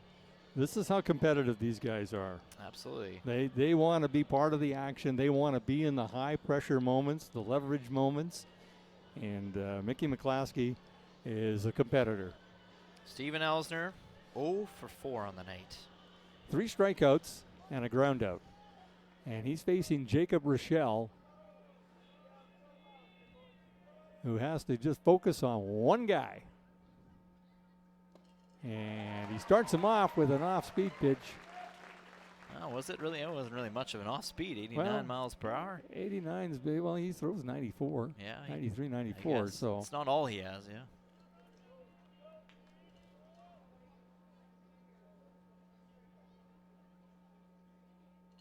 And he comes back with 1 more mile per hour. Yeah, a little He faster. says, here, I'll show you something different. Yeah. So we're down to their last strike are the Okotoks Dawgs. Slow clap coming. And here it comes. Jacob Rochelle. Did he do a 3-pitch inning or at bat? Nope. You knew he was going to try something. Well, I know. I don't know why I said it out loud. I should have just thought it and just leave it at that. 1-2 the count now on Steven Elsner. Base runner over at first in Nash Crowell. But the guy at the plate is who they want to get. He's making those a little easy for Steven Elsner to watch go by. Yeah. Got to get a little closer than that. Start it at center of the plate and then let it move away. He's kind of starting in on the outside and then even moving more so away. So easier said than done, of course, Cale. Yep. I don't know what I'm doing. I wouldn't be able to do anything close to that. Oh, and he fouls that back to stay alive. The count remains 2-2.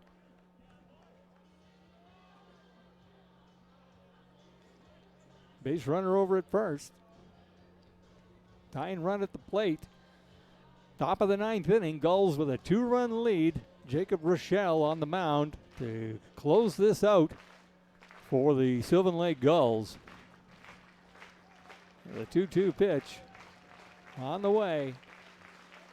And he strikes him out to seal the deal for the Sylvan Lake Gulls as they beat the Okotoks Dawgs here at home 7-5. An outstanding game by both teams, in my opinion. That was fun to watch. If you're a fan, that was a good one. Yeah, absolutely. I mean, it was a resilient game. It was testing a little bit of everything. The patience of the Sylvan Lake Gulls. They got off to a great start, and then you knew the Okotoks Dawgs were going to give them something, and the Dawgs did. They come back middle part of this game in the 4th and 5th innings, or sorry, 5th and 6th innings, scoring 2 each, tying the game up. Gulls getting 1, Dawgs coming back tying it, and then Gulls with a much-needed huge effort in the bottom of the 8th, not going anywhere, just to keep the gas going in the right direction. And that's what Sylvan Lake did well. And you know what? They did it thanks to a guy that made some incredible plays, and I honestly think that was some of the momentum change that the Gulls were looking for, some big plays defensively that got things going offensively, and he is our player of the game, standing by with our public address announcer and in-game host for the night, Joe Whitbread, standing by. We'll hand it down to field level.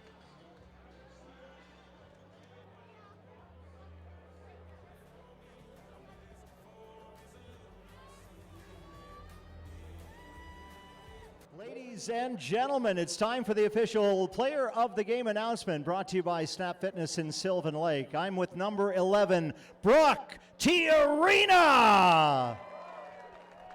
We are behind home plate now. You just said to me, what did you just say to me when you walked up here? That was a fun one. That was a real fun one. It is always fun when the Okotoks Dawgs are in town, even better when we get the better of them. This is a very good ball team. First of all, credit to that pitching staff in red. I thought the Dawgs played a heck of a game too. Yeah, for sure. I mean, when we play the Dawgs, it's just going to be a dogfight, and we came out on top, and it was a fun one. Good baseball to watch, good baseball to play, just a great team win. Yeah, a real good team win. The pitching staff has been doing their job. Also, some great fielding efforts that we're looking at on the big screen right now, including your diving snag there. And late in the game, a ball that looked like it might carry, you had it right at the wall. Talk a little bit about your fielding and that effort tonight by all your friends. I mean, I don't really play left field too much, but when I'm out there, I try to make plays. I try to be aggressive and just have fun and put my team in the best position to win. And you did that tonight. One final thing. Tell us about Jaden Flores' shoes. What about those shoes? Like, seriously. What was the story in the dugout for that? Hey, that's my dog. He's just a star. I mean, he going to put on a show. Jaden Flores, clutch. Big shout out to him. Shoes even better, man. He's a fun player to play with. I'm going to let you join the boys, the Lake guys there. You're going to do some autographs. Come run the bases. Hey, everybody, this is Brock T. Arena, your player of the game tonight for Snap Fitness.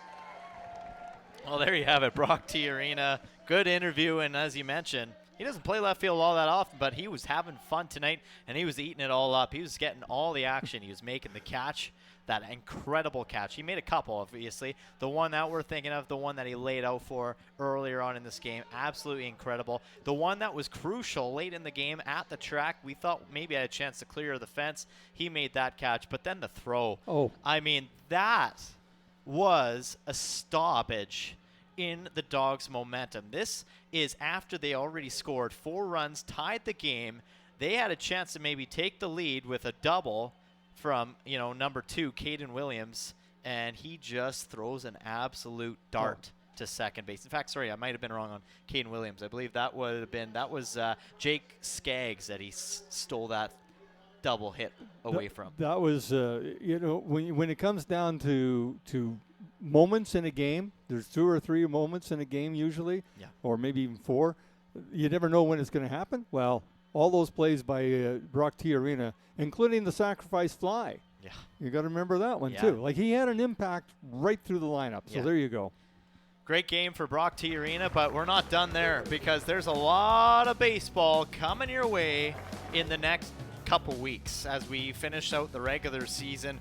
The Sylvan Lake Gulls getting ready for a big doubleheader against Energy City tomorrow. But this one, like you said, Jim, if you're a baseball fan, you enjoyed all of it, including that catch by Brock T. Arena. And he was having fun. The firefighters were having fun as well in behind the field. And Matthew McKenzie, he had a good start too, didn't he, on the mound? And then, of course, Mickey McClaskey comes in and he's strong. Cleary Simpson picks up from where he left off as a Sylvan Lake Gull. And, some good catches in center field, too, by Kyle Lewis. The fans were loving it. Everybody in attendance was loving it. Some really good base running as well. Some good throws from the plate. It was all in all a great game if you're a Sylvan Lake Gulls fan against the Okotoks Dawgs as they take this one 7-5. They'll be back in action tomorrow against the Energy City Cactus Rats. For Jim Claggett, I'm Cale Clark and the whole broadcast crew at Green Onion Media with another bird's eye view on this one. Good night.